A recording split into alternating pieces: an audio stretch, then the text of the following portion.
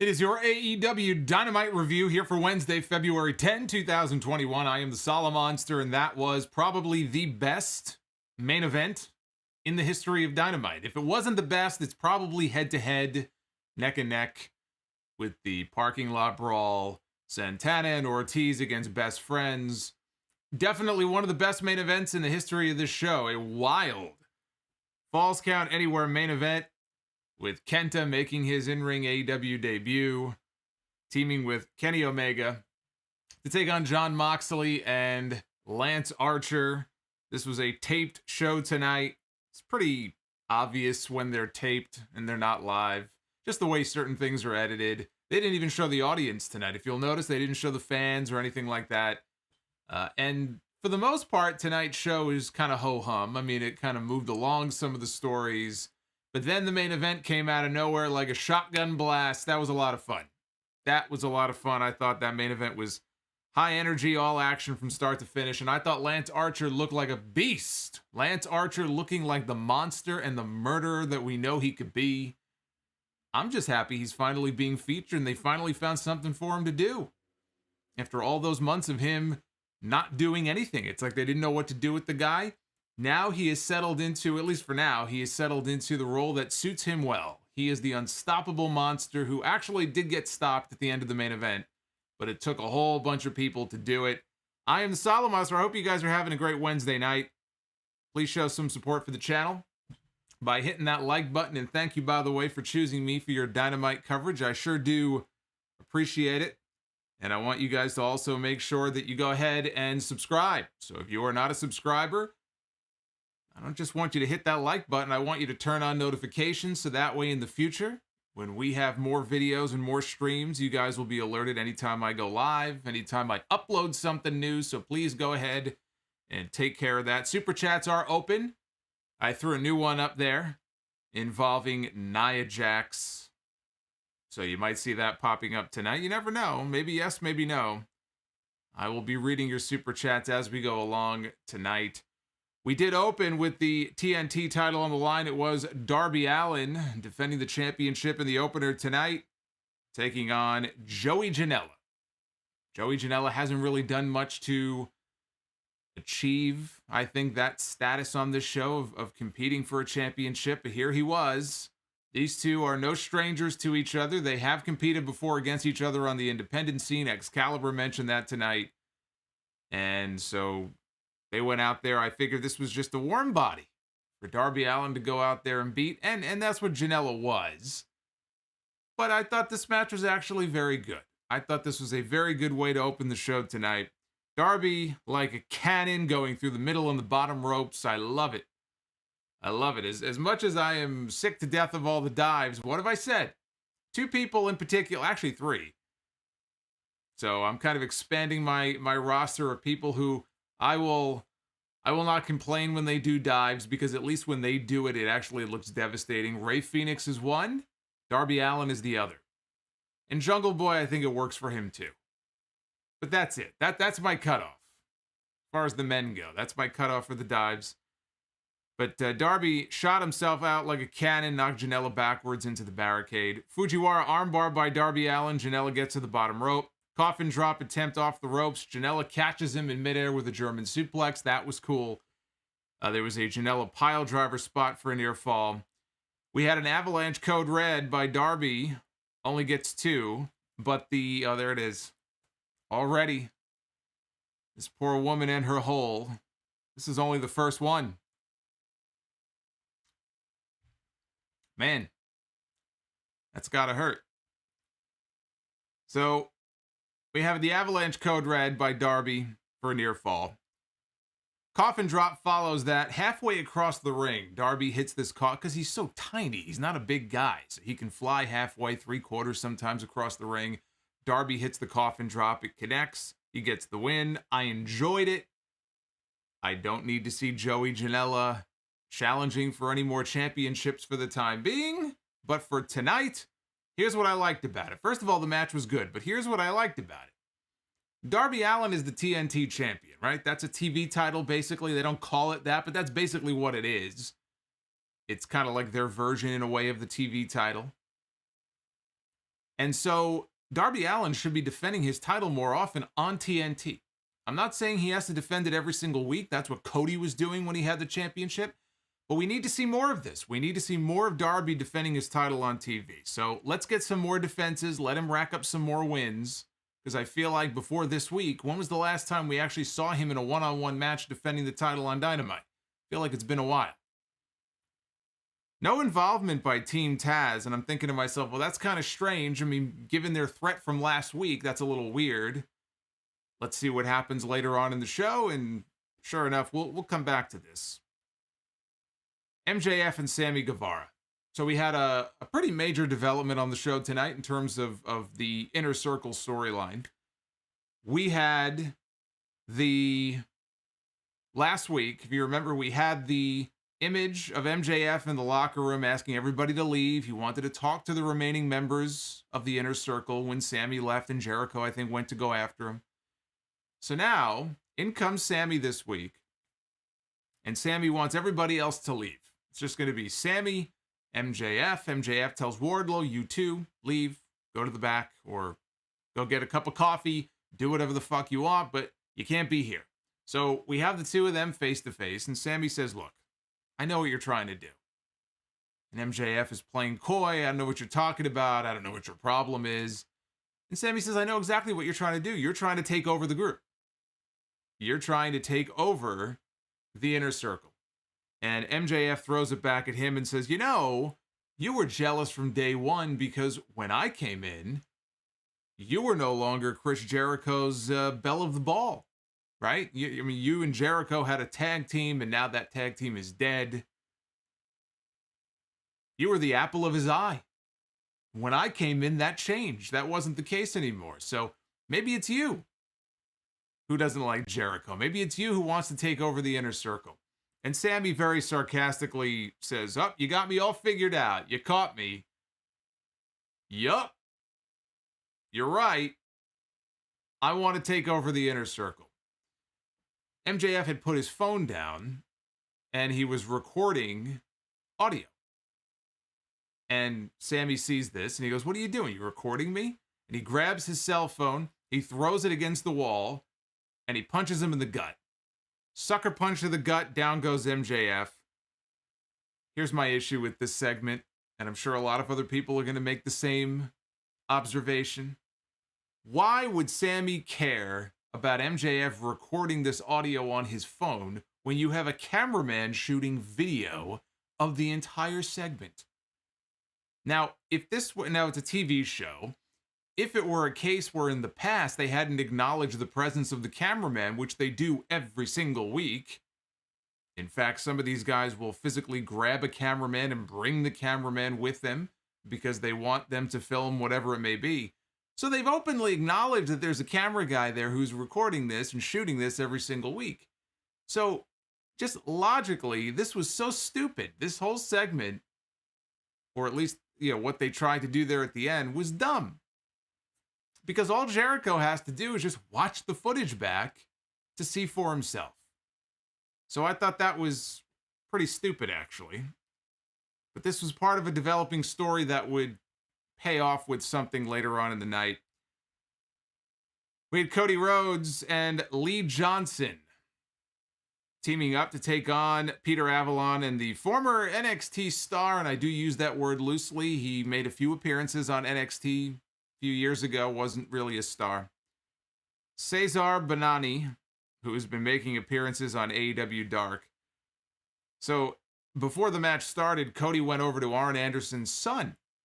They acknowledged that this person Cody went up to in the front row was Arn Anderson's son, Brock. Named his son Brock Anderson.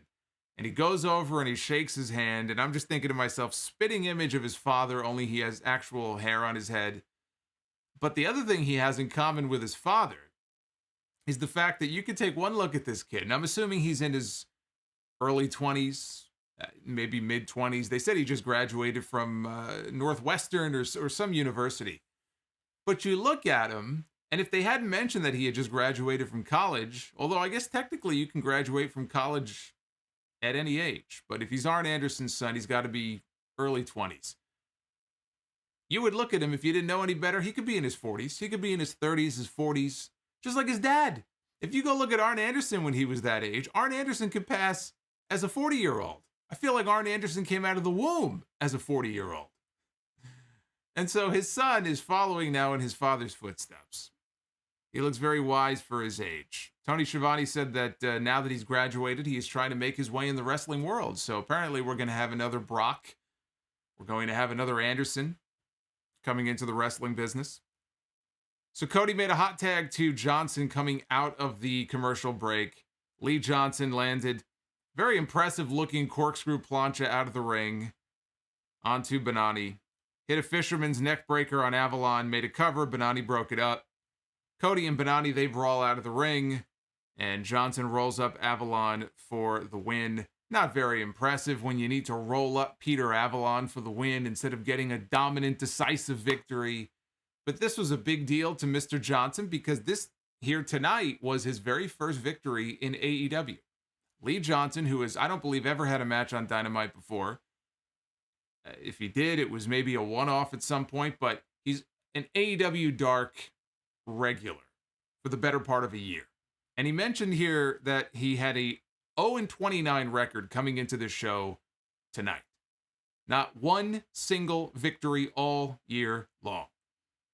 And they tried to, make it like this was some big deal. Tony Schiavone rushed over to interview him on stage. He was flanked by the entire Nightmare family. Somebody in one of the super chats I'm going to get to here in a second made a great comment. They said, boy, this Nightmare family is turning into like the 1998 version of the NWO. It just keeps expanding. Now they've got Lee Johnson. They've got this other guy who was on TV a few weeks ago looking like a caveman, Nick Camarado. The Nightmare family is expanding and growing by leaps and bounds with a bunch of people who I don't even know who the fuck they are. It really is turning into like the NWO from 98. They need to, slow their roll there a little bit. This family is getting a little too big.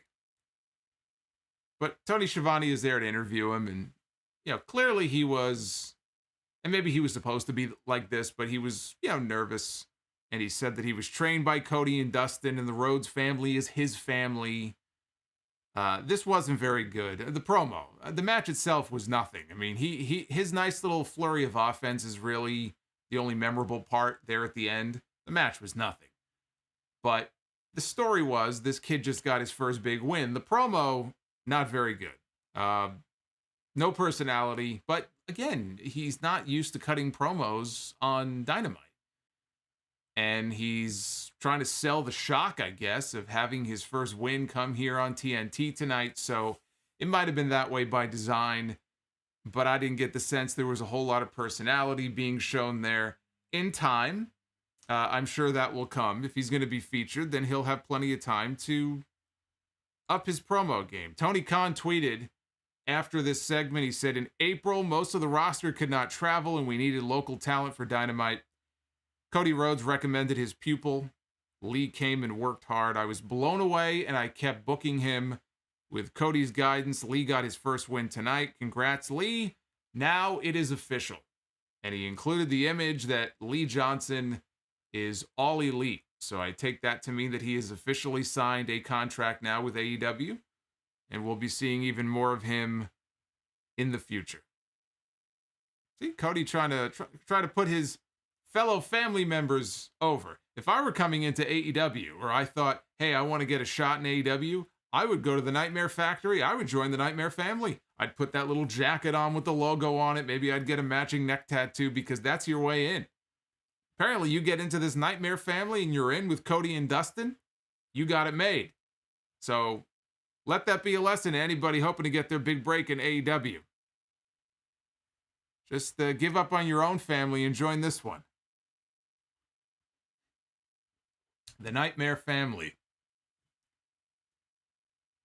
What's going on, guys? I'm looking at the chat here. Uffman Entertainment, all of our great mods. Where's Tamara? Is Tamara joining us?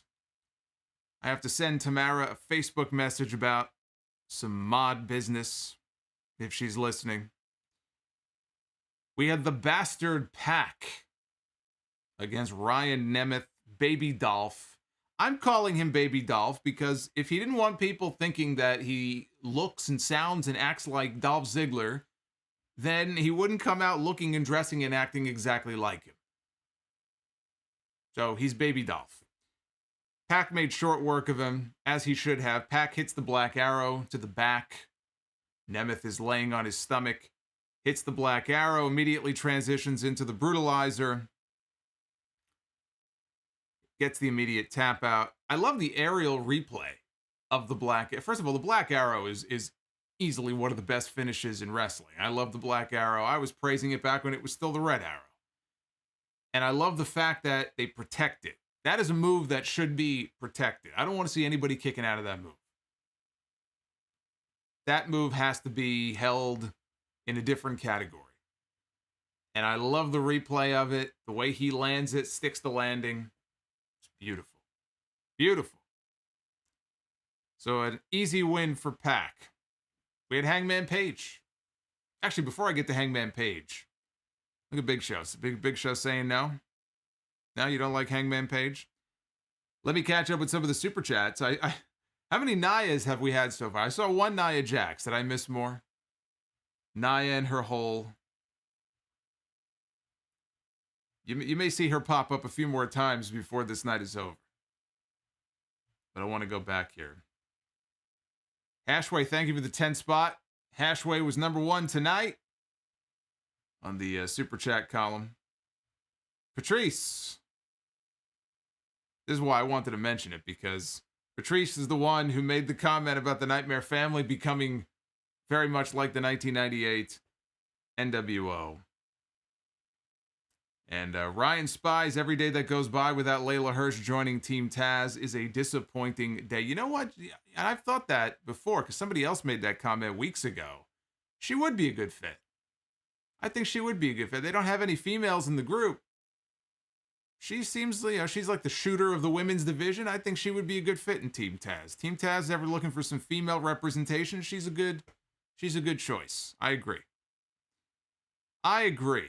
Hangman Page was being interviewed by Dasha about a possible tag team with Matt Hardy. Hardy showed up, and he wanted to invite him out to the bar. That's Hangman's favorite place. See, Matt Hardy is not a stupid person. So later in the show, they followed up on, and there was some comedy here. There was a lighthearted moment as that segment broke up, and Hangman agreed to go to the bar with him, and as he's walking away, he runs into the Dark Order. He runs into John Silver, who's acting. It's like if you were in a relationship with somebody and then you awkwardly ran into them on the street, and you had to make small talk. That's what this was. It was very awkward interaction here. But later on, we flash forward to the bar, and clearly, Hangman Page was looking like Tom Brady. You saw that video earlier of Tom Brady. Tom Brady had the sea legs. He had to have somebody hold him up. But I guess when you win your, 7th Super Bowl, you can pretty much drink yourself into a stupor, right? He's entitled. So Hangman was having a Tom Brady moment here. And they went to go do shots. And Matt Hardy, I love this. I actually laughed out loud at this, because this is a trick that I have employed in the past when I've gone out to bars with friends. There are occasions where you're out with people, it's someone's birthday, or it's an anniversary, or some kind of whatever, some celebratory occasion. And I have that one friend who just loves buying shots for everybody. Now look, I think it's very nice to do that. You want to buy a beer? I'll have a beer. But then you have people who have to buy shots. And I feel like I finally reached that age where I'm done with the whole shots thing. I just can't. If I even sniff Patron, I want to vomit. But they get the shots. And so I've done this a couple of times. Sometimes you can't, because if you're standing in the middle of a crowd of people, then you're stuck. But I have been in situations where, even in a crowded bar, if I'm up against the wall, or, I'm up against like the brick wall or something in the back, and everybody is lifting up their shots, everybody's saluting, all right, we're going to down the shot. I have thrown it over my shoulder before. And I check first to make sure I'm not throwing it on anybody. But, you kind of, all right, you throw it behind you. Then you sell it like, oh, man, oh, boy, that went down rough. Because, fuck, how many shots can you have? Everybody knows their limit. These fuckers keep buying shots. So when Matt Hardy did that in the segment tonight, I popped. Because I've done that. Legitimately done that before. And look, you do what you got to do. Matt Hardy is not dumb. Matt Hardy had a contract. And Matt Hardy wanted Adam Page to sign the contract, just like he did with Private Party. Now, only after they signed the contract did Private Party realize they had basically given Matt Hardy 30% of their earnings. Here, Matt was very open about it. He even told him, he said, look, for a measly 30% of your earnings, I can take you places and make you a millionaire like you've never been before. And Hangman said, sure, I'll sign the contract. And he whispered into the camera. This was kind of dumb because he was a little too close to Hangman. But as Hangman was signing the document, Matt looked into the camera and said, I wanted you here. So here we go. This is exactly what I was talking about earlier. This is perfect. They acknowledge that there is a camera person there, which makes, again, what they did earlier in that segment even dumber. But Matt is acknowledging, I brought you here because I wanted you to document this. He's going to be very angry when he finds out about it, but everything's on the up and up. I was very open. I was very honest about things. Somehow Hangman didn't hear any of this. And as soon as he signed the contract, Matt said, I got to go. And he left him at the bar and he left. So Matt Hardy is building his own stable of talent, apparently. I don't know if this is going to be the last of the people he tries to sign or what. We'll see where it goes. I'm not totally into this, but I am into the idea of Matt at least trying something different, not doing the broken stuff anymore. Yeah, and I like the broken stuff, but at some point you gotta change it up. You gotta try something different. This is kind of a spin-off in a way, I think, of his old Money Matt character from Impact. Now he's trying to be Arliss, I guess. Remember Arliss from HBO? He's trying to be a sports agent here. He's trying to represent all of these guys. I'm open to it. See where it goes. Hangman is just, again, he's kind of in this weird spot where I thought they were going to continue to do stuff maybe with him in the Dark Order. I think they're going to get back to that. I don't think we've seen the last of Hangman in the Dark Order. But there's no obvious spot for him because he's not in the world title mix right now. He's not going to challenge Darby for the TNT title. He needs someone else to feud with. He needs something to do. It feels like this is just, hey, we got to give Hangman something to do. We don't have anything better for him. And so let's just go with him and Matt and see where it goes. But it does kind of feel to me like they're just stringing him along until they get to a point where they're ready to go back to him and Omega. They are going to, at some point, revisit the issue with him and Omega. He will challenge for the championship. I don't see it happening until the end of the year. My prediction at the beginning of the year was Full Gear. 1 year after their Eliminator match could be when they face off for the championship, assuming Omega is still the champion at the end of the year. We had Chris Jericho in the Inner Circle being interviewed in the back by, pretty sure it was Dasha. Before their match, it was going to be Jericho and MJF taking on the Acclaimed. So they're being interviewed, and Santana and Ortiz, they show up, and they tell... Now, was that a part that I missed? Did he swap the papers? Okay, apparently he swapped the pay. I must have missed that. He switched the contract. All right, so see? He's a smart drunk. See, I didn't see that part. Here, I'm just thinking this guy is just plastered, and he just signed his life away. But apparently, based on what you guys are telling me, he switched the contract. All right. Calm the fuck down. All right, Green in the chat. I'm taking notes during the show. I look up, I look down, so calm the fuck down. Sometimes you miss shit. That's why I have you guys here. So if I miss something, you guys pick up the slack for me. It's like a team effort here. All right? Take a fucking drink. I love you, Green. I'm just kidding around. See, you guys are there backing me up. When I miss something important, you got to be there to back me. You got to tag in here. Get the hot tag and take over. So Hangman apparently swapped the papers, but my point still stands. It feels to me like Hangman is just in this weird purgatory of sorts where he's not quite ready to ascend to the top yet. They've got other business that they're taking care of with Omega, but they got to find something for him to do. And again, he is one of the ones who is really being hurt by there being no live crowds. I mean, there's a lot of people who are being hurt by there being no live. And when I say live crowds, I don't mean 100 people or 1,000 people. I mean 5,000 people. It's going to be a while before we have that. It's going to be a while. So nothing you can do about that. But again, Hangman is one of those people who I think is being affected by that more than most. So Chris Jericho in the Inner Circle, like I said, they're being interviewed. And MJF shows up. His ribs are all taped up. And he tells Jericho's like, what happened? He tells Jericho, Sammy punched me in the gut. He may have broken my rib. So now they have to go out there and have a match. Again, they take on the Acclaimed, Max Caster and Anthony Bowens, who are coming into their own. Every week we see them, the Caster comes out. He's got the raps and the rhymes down. And so the more we get to see them and the more they work together here on Dynamite, the better they'll be. They're a good young team.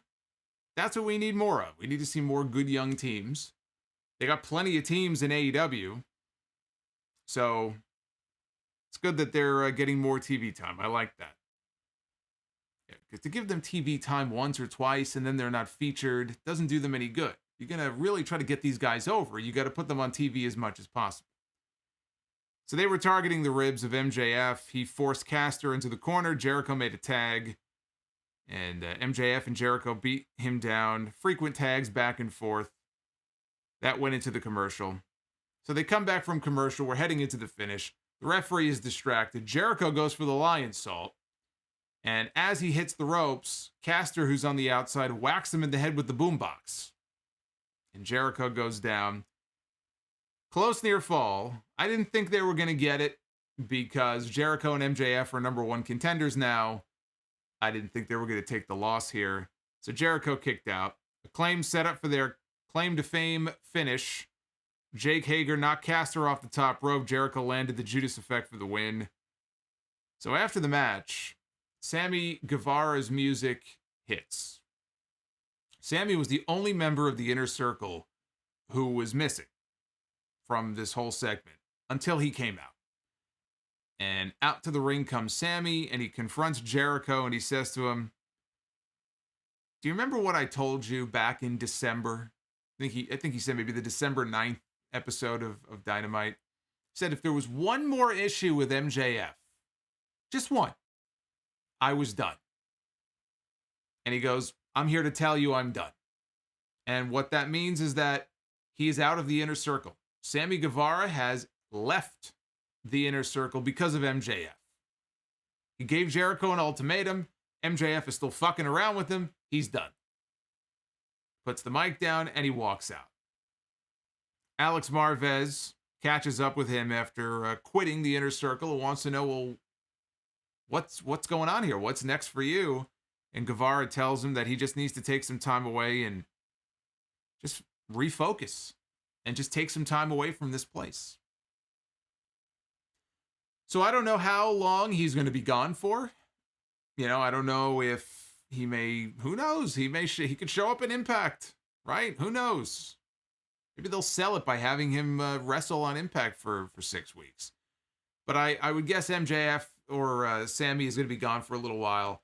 But this could be the beginning of a Sammy Guevara babyface turn. I will say that as I'm watching all of this happen, and by the way, when he quit and he went to go walk off, if you look at MJF, even though he was supposedly in pain with his ribs, he had this look on his face. He had a smile he couldn't hide.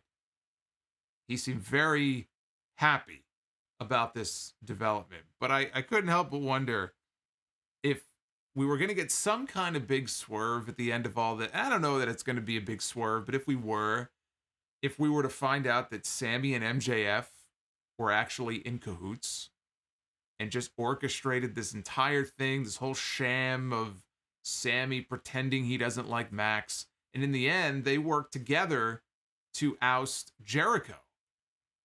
And Jericho gets booted from the group by both of them, who pull a power play and try to get him out of there. And the only issue with that is that it really doesn't fit with MJF's character. You could do it, but it really, honestly, what really works is exactly the way that it's, as predictable as it may be, the scenario that really works, I think, the most is that at some point MJF gets exposed for trying to break up the inner circle. Well, what if they were working together? And the end result was that Jericho is you just set it up perfectly where one day Jericho's in the middle and then he just gets attacked and they, kick him out of the group.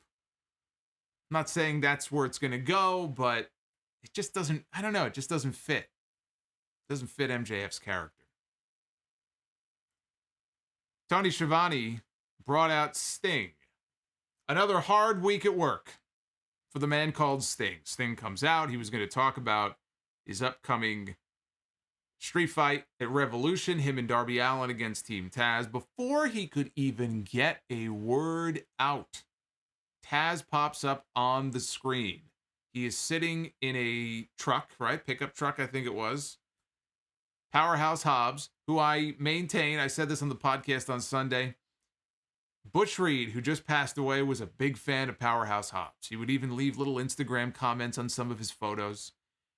And his family said that he was a big fan and a big proponent of Will Hobbs.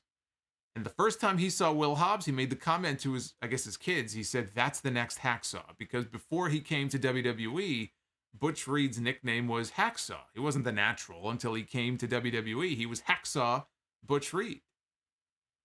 And he said, that's the next Hacksaw. Or that's the new Hacksaw. I think Hacksaw Hobbs has a great ring to it. I mean, Powerhouse Hobbs is not a terrible name, but Hacksaw Hobbs blows it out of the fucking water. So I would love it if at some point, out of respect, he adopted that as his new name. Hacksaw Hobbs. I'm hoping.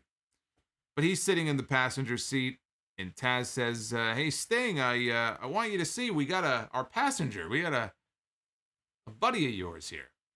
And Brian Cage gets out of the truck, and tied to the back of the truck in a body bag is Darby Allin. And they zip him up in the bag, get back in the car. They begin to drive the car. There were no camera cuts here. So that was Darby Allin in the body bag being dragged along the pavement in the parking lot off into the distance. And again, no camera cuts. I guarantee you, Darby Allin insisted, I'm not going to do this segment unless I can do it for real. You got to let me do it. Because he lives for shit like that. He probably was getting off on this. He was probably all zipped up in the bag doing, well, you don't need me to tell you. He was probably getting off on this. He loves shit like this. So he got dragged away. And Sting, hey, what can I say? Look, some weeks work is a little more eventful than others. Another eventful week at work for Sting, who walks out, says nothing, and immediately walks to the back. And they've already promoted another appearance for him on TV next week. I give up. I said this weeks ago, Sting should not be on TV every week. I understand now he's part of a match that's coming up at a pay-per-view that is still a month away. March 7th is Revolution. And Sting is not on TV wrestling. Why must he be on the show every week? It's like, I feel like it's a running joke at this point. When he comes out, will he speak? Will he say a word? If he does, he might get 3 of them out, and then he goes to the back. The more that we see Sting, the less special he feels. So unless he's going to come out and actually do something, I don't understand what the purpose is of having him on TV every single week. It's just ridiculous to me. Just skip a week. So now he's being promoted for next week. He's going to come out and call out Team Taz. We'll see. We'll see if he actually gets a word out next week. But every single week this guy shows up and does nothing. It just, I don't know. It just doesn't feel special anymore. That's what happens when look, Hogan was smart, I have to say. Hogan would come back at times, and this is for WCW as well, not just WWE. Hogan would know when to leave. Because he probably knew, if I overstay my welcome and I stick around for too long, people are going to get tired of it. If there's like a little rating spike, the numbers are going to go down. So I'll leave. And then when I come back, there'll be like a little bump. Now, at some point, the bumps weren't there anymore, but he was at least smart enough to know when to kind of, get out of there and come back. This is a little bit different. Sting doesn't have to leave for weeks on end. But just, if Sting was going to be off TV for 2 weeks and then all of a sudden, next week, Sting is back on Dynamite, he's got something to say. He's pissed. Sting has demanded a live mic on Dynamite. All of a sudden, people are going to be like, man, what's he going to say? We haven't seen Sting in a few weeks. Oh, this should be good. I don't get it, man. I don't get it. Ryan Spies, thank you again for that earlier super chat. Oz and Glorious, what's going on, brother? Thank you for the 5. Best all-around episode of 2021 for Dynamite. The main event was fantastic, and finally Archer is doing what he does best. That is absolutely what Lance Archer does best. Lance Archer does best when he is just beating the fuck out of people. That's the Lance Archer I want to see. So you and I are on the same wavelength with that. You and I are in agreement on that. Now let's talk about this tournament. All right, we have a women's eliminator tournament. AEW Women's Championship match is on the line at the Revolution pay-per-view coming up on March 7th. We do finally have brackets to show you, so I will do that now. And what you see on your screen is the Super 16, which I think now is the Super 15. Women's World Championship Eliminator Tournament. The Japanese side of the bracket looks like this. Yuka Sakazaki against Mei Suruga. We've got Veni, who some people have told me also goes by Asuka, against Emi Sakura. Maki Ito against Ryo Mizunami. And Aja Kong, the legendary Aja Kong, taking on Rin Kadokura. Now, these Japanese matches are going to be filmed empty arena style on a closed set in Japan. The first round of the Japanese bracket, so all those matches you see there on the right-hand side, those are going to be airing this Monday at 7 Eastern on the AEW YouTube channel. So those matches are not going to be airing on Dynamite. I don't know why. I don't know if it has more to do maybe with the lack of TNT. I mean, if there's anybody who's listening to this or watching this or is going to be listening to this who perhaps lives in Japan and can shed some more light on this, it's possible that people just don't have access to TNT, or at least not as quickly as we do here. So maybe it's just easier to air those matches and quicker for people to watch those matches on YouTube. But whatever the case may be, if you want to watch it, Monday at 7 Eastern, 6 Central is where you can see those matches. If you want to see Maki Ito, you got to watch it on YouTube. Now, the US side of the bracket, which if you are watching this right now, it's on your left side, looks like this. Thunder Rosa against legit Leyla Hirsch. That was the match tonight. I'm going to talk about that here in a second. Serena Deeb against Riho. That's coming up next week. Nyla Rose against Tay Conti. And Britt Baker against Anna Jay. And not only am I going to kind of tell you how I see things shaking out here, but I'm going to tell you who I think is winning the whole thing. I already told you last week who I think is winning the whole thing. But we always have new viewers, so I'm happy to repeat myself. I don't mind doing it. God knows I do it every week. Sometimes that's how you got to drill home certain points. They don't get through on the first try, so you just say it over and over again until people hear it. Legit Leyla Hirsch against Thunder Rosa. We had some chain wrestling to begin the match here. I like that. And the match turned out to be pretty good. Nothing overly special. I dig Leyla Hirsch. I dig her style. Jim Ross, every time she's on TV, all he can talk about is her short, stubby legs. I mean, we get it. We could see it. But she's a shooter. And that's why the person, before in the super chat made the point, it might have been Ryan, that, she would be the perfect female fit in Team Taz if at some point they wanted her to link up with that group. She went up to the top rope, went for a moonsault. Thunder Rosa got her knees up. Rosa went for the Fire Thunder Driver. Hirsch transitioned into the cross arm breaker. And Rosa powered out of it, hit the Fire Thunder driver for the win to advance in the tournament. So here's how I see this shaking out. And let me put the bracket back up because it's just easier to follow this way. So we know that Rosa has already moved on. Here's how I see it shaking out. I think Rosa is losing to Riho. Riho, they said, has not been on Dynamite, has not had a match on Dynamite in 11 months. And she is the former champion. She was a big deal there for a while in AEW. I think Rosa loses to Riho. I think Riho then loses to Britt Baker. And I think Britt Baker goes on to win the entire thing. Because Britt Baker should be the one taking that championship from Hikaru Shida at Revolution. Now, I think that she's going to the finals. I think Baker is facing, I'm going to say either Maki Ito, and I would say Maki Ito, but then she's got to go one-on-one with Aja Kong, which is no easy task. I'm thinking either Maki Ito or Yuka Sakazaki. Yuka was featured on AEW television pre-pandemic, and then the pandemic hit, and I think everything just went to hell as far as her career went in AEW. So I'm thinking it's either Maki Ito or Sakazaki in the finals against Britt Baker. But Britt Baker is my pick to win the entire thing.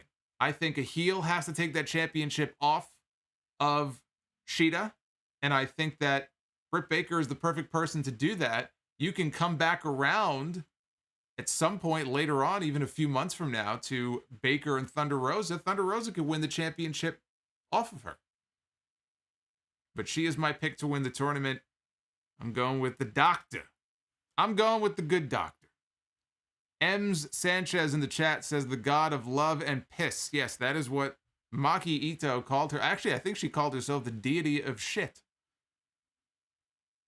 She's a very unique character.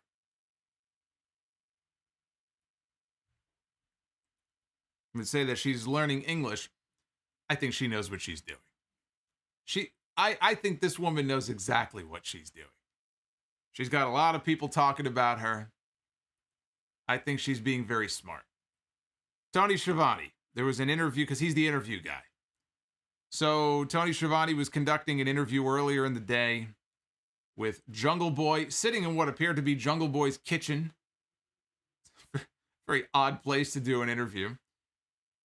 He said the Marco stunt was okay, unfortunately, after being kidnapped by FTR. He talked about the match a few weeks ago against Dax Harwood that I think everybody praised. It was a great match, and it was a huge win for Jungle Boy.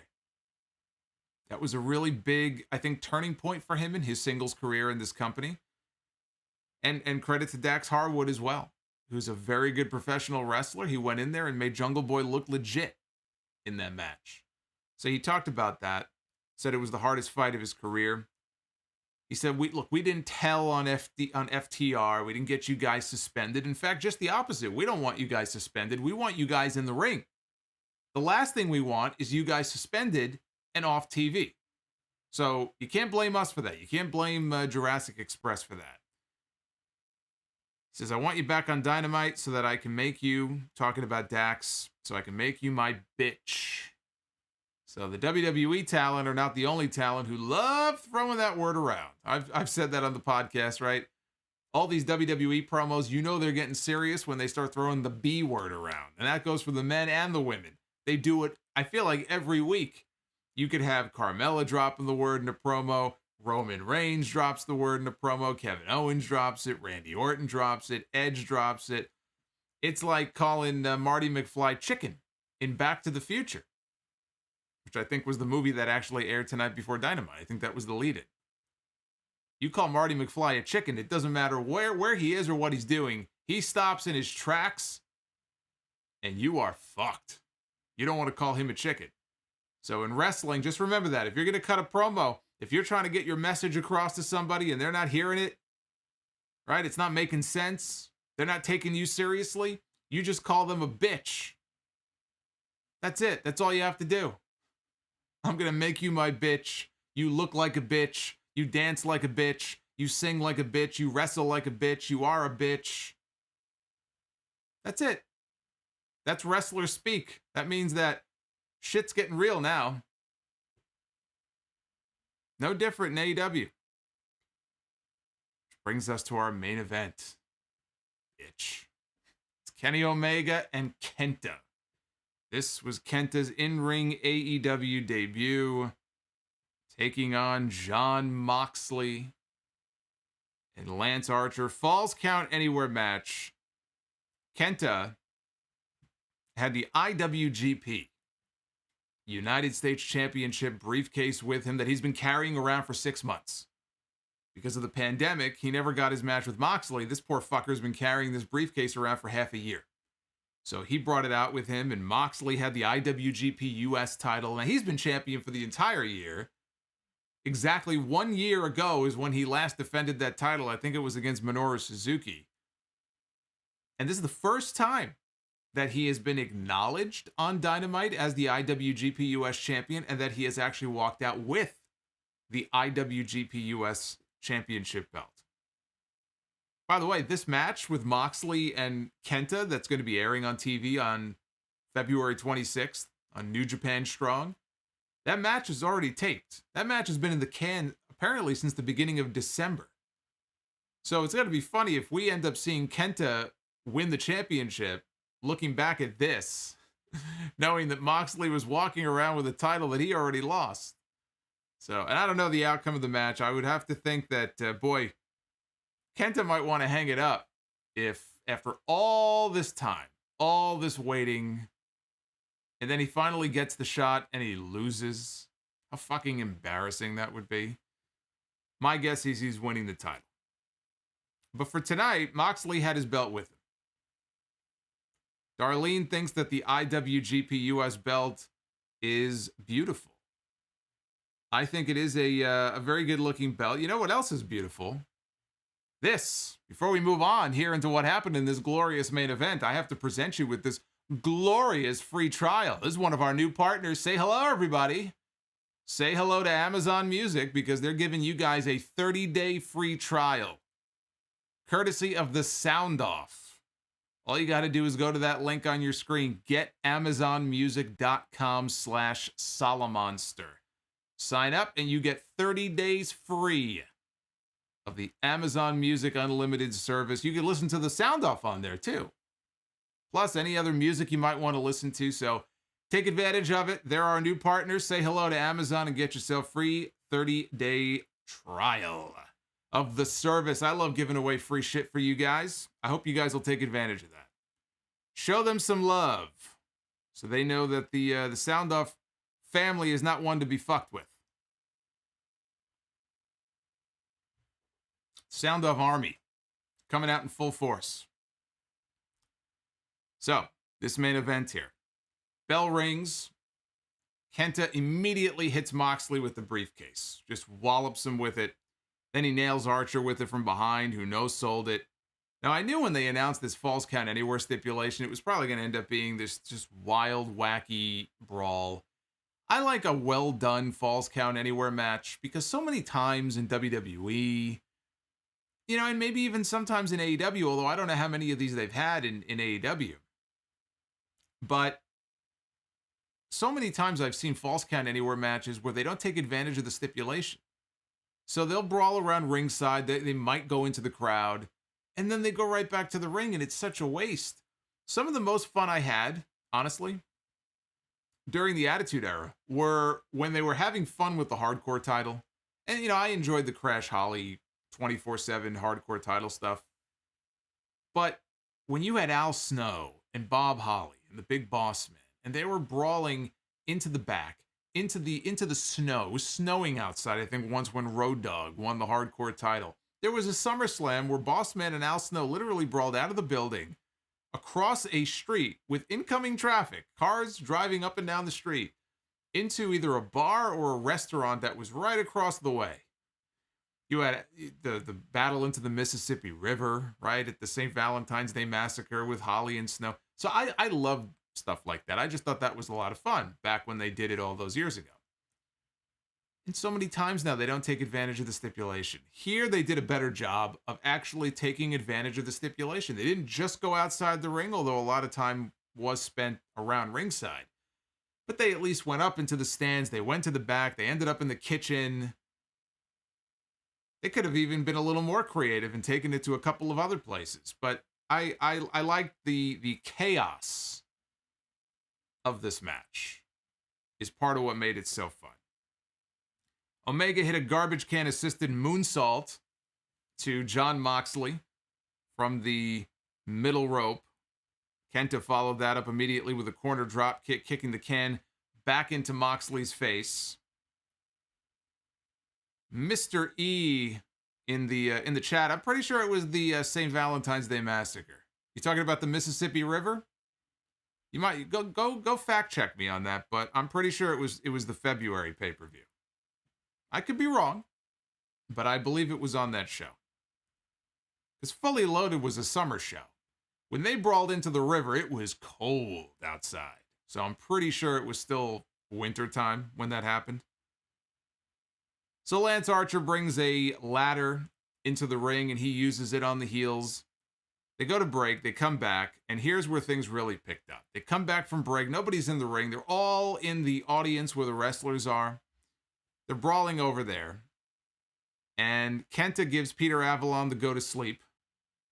So go to sleep, little jobber guy. That was the end of Peter Avalon. They brawled up the stairs and then into the building, into the kitchen area. All four men ended up in the kitchen area at Daly's place. Kenta gave Moxley a DDT on top of a stainless steel table.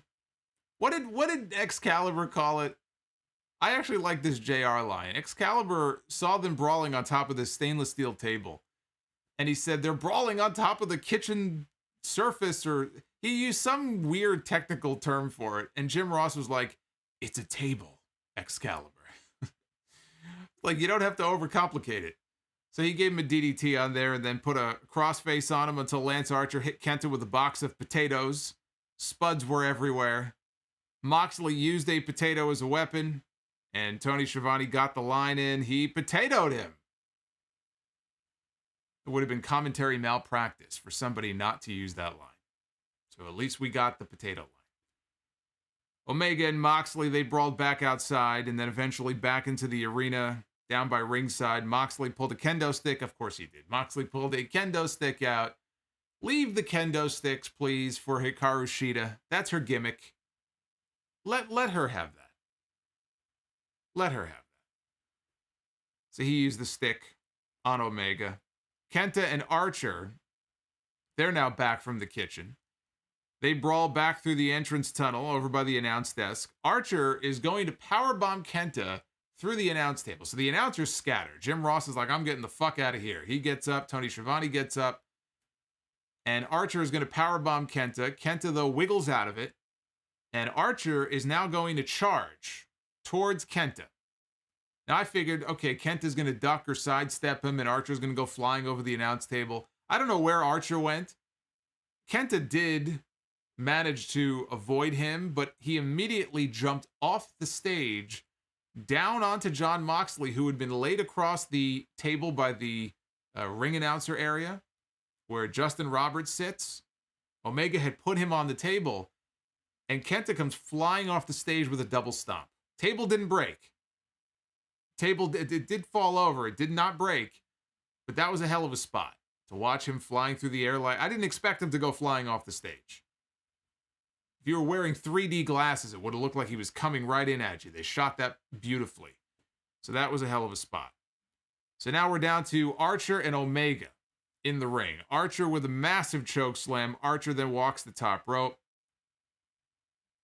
Hits a moonsault onto Omega for a near fall. Archer now is setting up for the blackout to Omega. Out come the Good Brothers, the Impact Tag Team Champions, Ken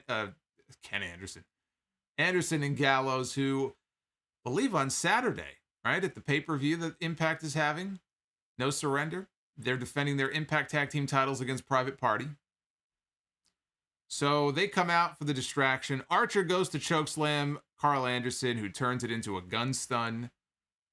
Jake the Snake Roberts does not want to be left out. Jake he's out there with them. He's watching all of this carnage. He's watching all of this chaos. And he's like, I can't be left out of this. So he climbs into the ring, and a little slower than the last short arm clothesline I've seen him give, but he hits the short arm clothesline, a Jake Roberts trademark, to Carl Anderson, who goes down and sells the move. And Gallows unloads a right hand. As soon as Jake turns around, he gets popped by a right hand by Gallows. Omega then teases a V-trigger to Jake, which would have killed him. Comes off the ropes, but Moxley is back. He's got a barbed wire baseball bat, buries it into Omega's midsection. Kenta's back, hits the GTS to Jon Moxley. Good Brothers hit the Magic Killer to Archer. And the V-trigger connects. Omega then goes to lift up Lance Archer for the one-winged angel, but he can't do it. Now he can't do it because he had a barbed wire bat buried in his gut 15 seconds before this. But Lance Archer is a big fucking guy, so he can't get him up. He says to Anderson and Gallows, help me get him up. So they give him the assist. He gets him up, hits the one-winged angel, and gets the pin. So Kenny Omega and Kenta. It would have been bad if Kenta lost in his in-ring debut on Dynamite. This was a hell of a main event. This was just fun. This was a fun fucking sprint all over the building, into the back, into the kitchen. We had potatoes. We had everything. You had barbed wire baseball bat. You had garbage cans, all the usual plunder. The potatoes, though, I think were the highlight. The potatoes were the highlight. The potatoes actually have more personality than some of the people I see on WWE television. Maybe they're just not being given promo time. But, which reminds me, I'll have to watch NXT tomorrow. But that main event was outstanding. I loved it. It was a lot of fun, all action. Get you hyped up for Kenta and Moxley, but also shine a spotlight, deserving spotlight on Lance Archer, who, in recent months, over the last 6-8 months, hasn't really had much of a spotlight shown on him. So that was nice to see. Even Jake got in on the action a little bit. So I thought it was a lot of fun. If it wasn't the best Impact or AEW main event on Dynamite, it's top 2 or 3. Again, I'd have to go back again and watch the parking lot brawl from a few months ago with Santana and Ortiz and Best Friends. I know that gets a lot of praise, deservedly so. You can't go wrong, honestly, with either one of those matches. This was, I wouldn't say this saved the show, but this definitely took what I thought, if this main event was an A, it took a B. And in that last segment, it was elevated to an A. At least for that segment. This main event was, on a whole other level. Just a lot of fun. Now, next Wednesday, they're back live again. Because they were taped this week. They are live next week. FTR is going to take on Matt and Mike Sydal. I didn't even know there was a Mike Sydal, but apparently there is. He's going to be in action next week. Riho takes on Serena Deeb. Sting is going to call out Team Taz. Another hard night at work for Sting coming up next week. We'll see if he breaks a sweat. And the Young Bucks are going to defend their tag team titles against Santana and Ortiz. So another act on the show that I've talked recently about as kind of being put on the back burner a little bit. And I was hoping that soon we'd have the chance to see Santana and Ortiz start to break out again in the tag team division. And next week they're getting a tag team title match. Now, I don't expect them to win, but if they win, MJF and Jericho are next in line, I guess, to challenge, probably at the pay-per-view, to challenge for the championship. So I actually do believe that there is a chance we could get a title change next week. I'm going to say no, but I don't think the outcome here is as predictable as some people might think. Because they could work it where the titles come to the Inner Circle, and now you've got a real problem because these guys are going to have to defend against Jericho and MJF, which is going to cause more friction within the ranks of the Inner Circle. So I wouldn't be so sure about that finish next week. I wouldn't be so sure about that. I didn't hear any mention, by the way, of Shaq or Jade Cargill, unless I missed it. Yeah, that's a big match they've got coming up on Dynamite in a few weeks. Surprised they didn't really talk more about that in any great detail tonight. Let's see what you guys thought of the show. Wow. 83% of you vote thumbs up on this episode of Dynamite. 83.2 to be exact. 16.8% thumbs down. So that's a pretty damn good score right there so far for Dynamite. Let's see what you guys thought of NXT. 68% thumbs up, 31.9% thumbs down. So get in on that. Let me know what you guys thought of the shows tonight. At Solomonster is the handle on Twitter. If you want to let your voices be heard. Let me know what you thought of this head-to-head battle tonight. We'll find out tomorrow in the ratings who came out on top in this head-to-head battle.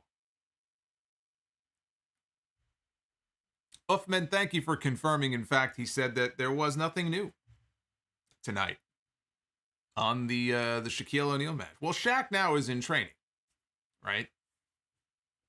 He's in training. Again, ring that bell, hit that sub button if you forgot. I'm going to keep reminding you people. I don't mention it enough. That's my fault. But now you have no excuse. Because now I've told you. I've asked you. I've asked you to go ahead and remember to do that. So, it's about that time. It's about that time in the evening here where we talk about your thoughts and opinions on the show tonight.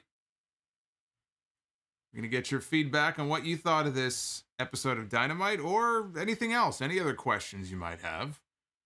I might just answer it. Look at this. Look at all the love. I love it. Here we go. Where did we leave off? There we go.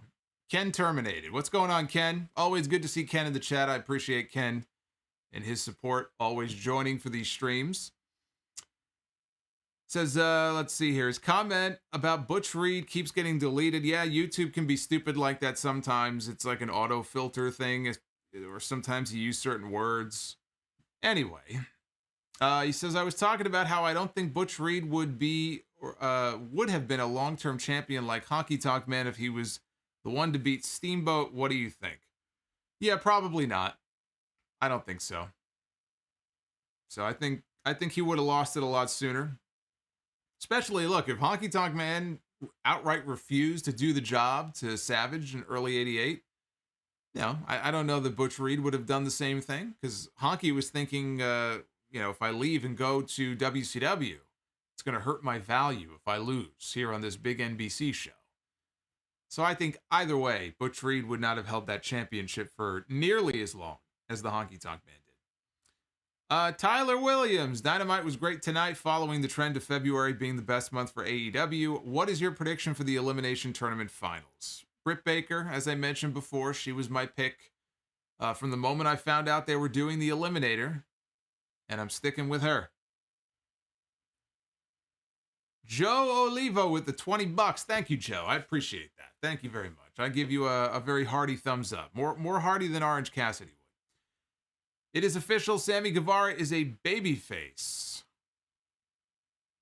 The inner circle is crumbling. I think there should be a match with Sammy against MJF next week. Well, I don't know. Based on what Sammy said tonight, I don't think we're going to see him on TV for at least a few. I would think you got to keep him off television for at least a few weeks. Depending on what's going on at the pay-per-view, you still have another 4 weeks between now and Revolution. Jason J, Silk Stockings up next after the stream. Oh, one of the best theme songs of any TV show in USA Network history. Every time you would hear that woman moan, you knew Silk Stockings was about to come on. My grandma used to watch that show. I didn't watch it with her because that would have been fucking weird. But Naef Al-Safar, thank you for the $10, Naef. Always with the love. I very much appreciate it. Ryan Spies, it wasn't Mantar, but there was a Minotaur on Impact yesterday, so there is that. Well, did he have a name? Why was there a Minotaur on Impact? You've got to give me, you got to give me some context here. You've not given me enough information here, Ryan. I need to know the who, what, where, when, why, and how. Pedro, I think Anthony Bowens is a star in the making as a singles far down the road. What do you think? Haven't seen enough of him as a single. He looks great. These two guys, I think, can have a lot of success as a tag team. It's way too early to know whether or not he can succeed on his own as a single. But again, they're very young, and so the sky's the limit. They can stay healthy. Why can't both guys go on to have successful careers? Why does there always have to be a Jannetty? Maybe both guys will go on to become big single stars. Dried chicken without flavor.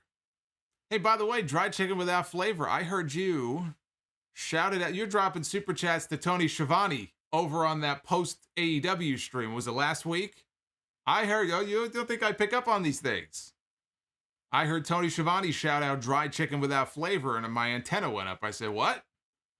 I felt betrayed. It's all right. I forgive you.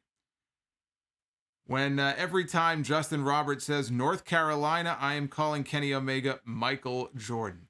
I find that incredibly fucking annoying, though. I know it's some kind of inside joke deal, but I just find it fucking annoying. Jacob Donnelly with the $10, sticking to my guns that this is all a big ruse with Sammy and MJF, and they all turn on Jericho. And as I'm talking about Jacob, I see Nia Jax and her hole. So Jacob thinks that it's a ruse with Sammy and MJF, and they all turn on Jericho. That's what I just said before. So yeah, I mean, the only issue I have with it is that him working with somebody else, unless he then turns on Sammy after working with him this entire time, then he's like, fuck you, and he turns on him too. I don't know. I don't know that it fits that he would be in cahoots with somebody else. I could see him trying to sabotage the entire group. But that would be a hell of a swerve, though, if that's where this went. Ian Israel, Darby Allin continues to impress me. He's gotten better since he debuted. Poe, the poet's poet. Say that 5 times fast. Poe, the poet's poet.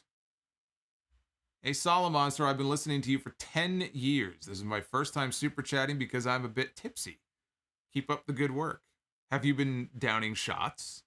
If so, you'll have to employ my over-the-shoulder trick that I was telling you about a little while ago. Original Project with the $25 super chat. I actually became a fan of the Acclaimed tonight. Did you enjoy the show? I did. But I enjoyed it a lot more when that main event was over. Up to that point, it was good storyline progression, but nothing really exciting. The main event, though, was easily the most fun that I had watching the show tonight. Rodimus Prime with the 15, Sammy turning face and being done with the Inner Circle, one of the best moments of the show. Can't wait to see what happens next. Dry Chicken, the Nightmare Family is starting to turn into AEW's version of Chaos, New Japan faction for those who don't know. Remind me, is Yano part of Chaos? I should probably know this, but is Yano part of Chaos? I always forget these things. Jared M with the $45 super chat. Wow. Baby Dolph needs Vicky as his on-screen. Well, you may as well. You know what? You're right. You may as well. He already kind of acts like his brother. What? I was gonna say I was gonna say so. I won't say it. But yes, there obviously was a history there with Dolph and Vicky. So why not? Why not just complete the package there? What is Vicky Guerrero even doing? I mean, she manages Nyla Rose. We never see her. Not on Dynamite. I mean, I would say that's been a very uneventful run that she has had on this show. Very, very lackluster. One and only with the $5. I guess Archer is a full-on face now. Feel like there was more he could have done as a heel. I'm just glad they're finally using him again. Look, I think it's just one of those things where this is the role for him that they need him or that they want him for right now. And if a program opens up and it ends up with him working as a heel again, then he'll be a heel. He hasn't done anything to be a babyface, so I don't consider this a turn.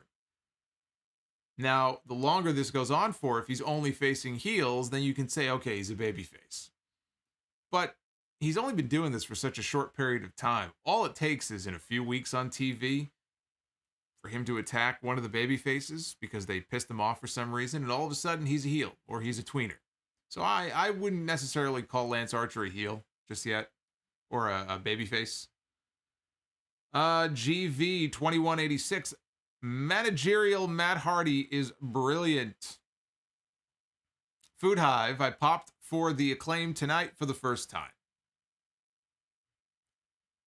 Taryn Riddick with the $5. Hangman switched the contract for one of his own when Matt wasn't looking. Think he got over on Matt there. Well, it sounds like it. That's the part I missed.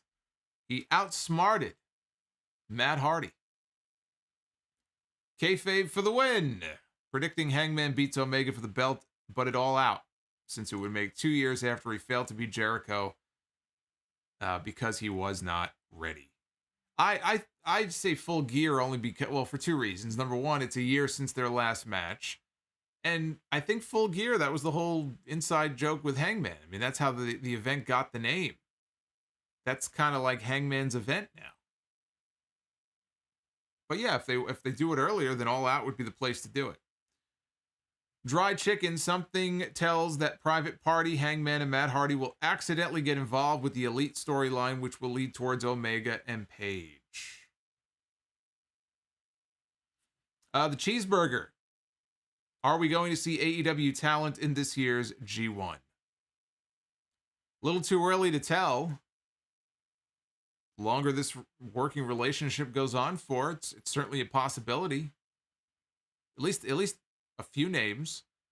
But I think a lot of that also is going to depend on where we are at in terms of travel restrictions when it comes time for the G1. I'm assuming the G1 will be back to its normal time this summer. Last year, they had to push it back a few months. You know what? I think that might tell the tale more than anything else. Travel restrictions. Because I don't think this is going to be lifted so soon. I think there's people who have it in their head that, well, you know, things are going to just go back to the way they were in the summer. And I'm watching this shit every single day. I want to believe that. I really do. But I think we're in for another year of this, unfortunately. And it sucks because, I mean, this is the period where we could be having so much fun with this stuff in terms of the back and forth, and people now can go to Japan and be at some of the New Japan shows. And this just fucks with everything, right? They're just so limited in what they can do. So, you know, they're making the most of it, but I mean, we haven't even gotten to the real fun stuff yet. Dry Chicken, something tells me, oh, I said that already. Actually, did you send that twice? Yes, you did. See, I knew I wasn't crazy. You sent that twice. Well, thank you for the super chat. Jacob Barnes, thank you for the $5, man. I appreciate it. Oz and Glorious with the $5. Shivani mentioned on the post show recently that Sting wants to be present as much as possible and he is getting paid. Well, yeah, of course. I kind of figured that, you know, if he's going to get paid per appearance, then yeah, he's going to want to be on the show all the time. Are you kidding me? He'd want to be in every segment. If it were a segment by segment payday, it would be the Sting show. Sting is not stupid. Sting did not make the money he made in his career by being dumb. Food Hive. It's a plastic belt. Where's Captain Planet? The Murder Hawk should have seen Private Party go after the Good Brothers. Possible they weren't there. Uffman Entertainment, buy or sell, biggest damning insult. Calling someone a B word or telling Triple H to take his balls out of Stephanie's purse. Well, that works too. That works too. If you want a match with Triple H and he's not going to give it to you, that's the go-to line. Did you forget your balls in your wife's purse? That's it. You got your match. If AJ Styles wants a match so badly at WrestleMania with Triple H, that's all he has to do. Let's come out on TV and talk about his balls being in her purse. It's as simple as that. And Oz and Glorious, can we get a Tay Conti super chat? Surely lottery level earnings. Well, I got to find a good one. If I find a good one, I'm certainly open to it. I am certainly open to it. All right, we're all caught up for now on super chats. If any more come in, I promise you I will read them. But I think what we'll do is something we haven't done here in a little while, which is take some calls. Are you ready? Are you ready to take some calls here before we call it a night? So let me go get things set up here. I'm going to be back with you here in a second. We're not done yet. Oh no, we're not going anywhere just yet. I want to hear your thoughts on what you thought of the show here tonight. What did you think of Dynamite? What did you think of this AEW show? We'll get into that, and then we'll wrap things up on the back end here on the stream. How's that sound? Good? All right, don't go nowhere. I'm going to put the phone number up. I'll be back with you here in just a second. Don't go away.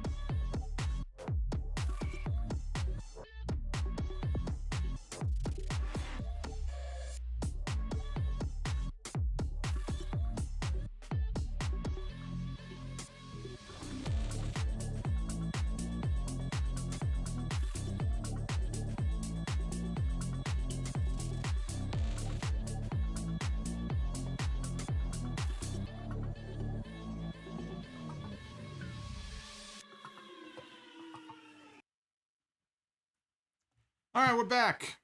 We are back here live on YouTube talking AEW Dynamite. Hit that sub button, by the way, if you are not already subscribed to the channel. I sure would appreciate that. And also hit the like button as well. If you like the videos on this channel, it helps with the recommendeds on the sidebar. So again, I appreciate all of your support. All of your support. Let me get the phone. There we go. There we go. Now, before we get to the calls, we did have some more super chats come in, so I just want to show some love to our buddy Jacob. Out of all of the possible AEW against New Japan matches that could happen, what would you like to see the most? Really, I really would love to see Minoru Suzuki do something, but I would almost rather wait until they are back in a packed building and then throw him out there as a surprise. And it almost doesn't even matter who he's in the ring with. You know, I mean, you could put him in there against Eddie Kingston. Imagine that. Minoru Suzuki against Eddie Kingston. They just start going at it. Minoru Suzuki and Lance Archer. Or any number of things you could do with him. I'd love to see Ibushi get involved. I'd love to see, obviously, Omega Okada mix it up at some point. So, I mean, look, the possibilities are plentiful as far as the different match combinations that you can go with. Dried chicken without flavor. Would the Authors of Pain join Team Taz? By the way, just like the Good Brothers pissing off Tama Tonga, the betrayal is real. Solomonster. Authors of Pain joining Team Taz. I have no idea if they're at all interested even in getting back into wrestling or what they're doing at the moment. I know one of them was into MMA at some point. It's very possible they're not even in wrestling anymore. I don't know where they are or if they're working somewhere else. I have no idea. So I don't think Team Taz needs him. I don't think they need him. You don't want to flood Team Taz. That's why I said, like, Leyla Hirsch could be the sort of female member of Team Taz, but they already have enough people. I don't want to see that group grow too big, right? We've already got the Nightmare Family. We've got the Dark Order. You know, we don't need to expand it too much. I don't think. Let's go to Puerto Rico, 939.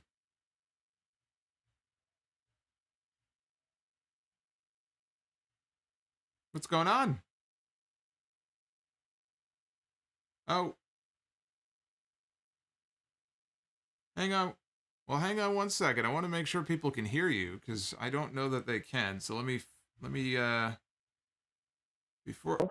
Yeah, I can hear you, but I don't know if anybody else can. So Okay. let me just hang in there. All right. Yeah, I'm here. All right, just hang in there. I want to make sure that everybody can hear your voice. All right, let's see. There we go. I'm in. All right, you should be good. Everybody in the chat, let me know. Let me make sure that you guys can Good. hear our good friend now. Okay, I'm here. So what's your question? I was hoping you would call last week because I really can't super chat because I'm here in Puerto Rico. They don't allow the super chats here, man. I don't know why. So yeah, I enjoyed the show. Show was really good. It was one of the best shows they've done in a while, and the main event was awesome. And yeah, there's a lot of things that I liked about the show. Some things I didn't. Like what?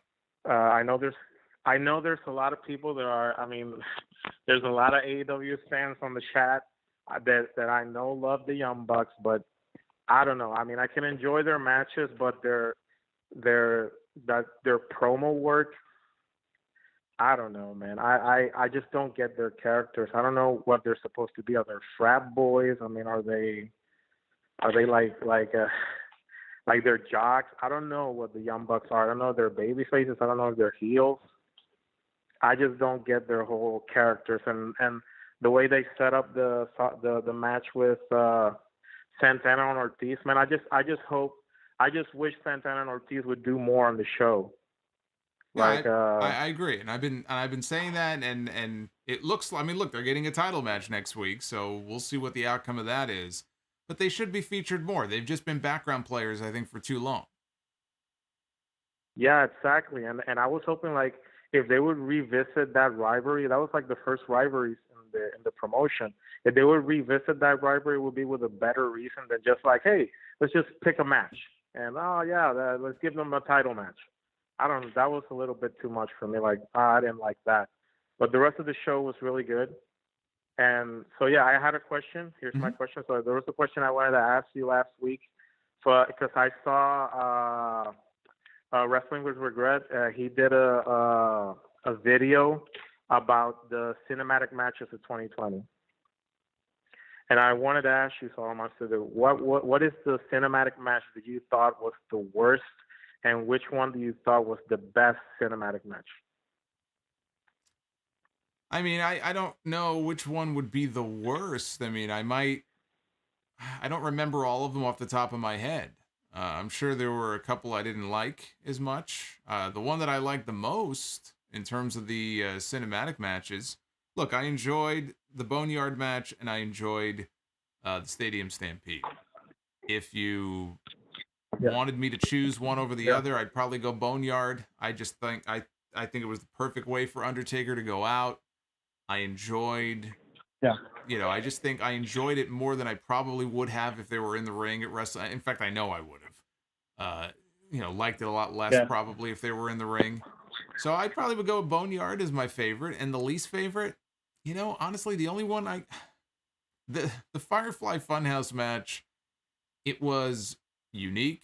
There were moments that I popped for in terms of some of the callbacks, but maybe that one. Again, I don't remember all of the cinematic matches that I saw last year. I feel like there were so many of them. I guess you had the Money in the Bank matches. Maybe, give me a moment. Maybe it was one of those. Yeah, maybe one of the Money in the Bank matches from Titan Tower that they did in May. But I don't have the full. Yeah. I don't have the full list in front of me. So I'm sure I'm forgetting something. For me, the Adam Cole Velveteen Dream match, that left a lot to be desired. Okay, yes, that's right. The parking lot brawl. Yeah, maybe that one.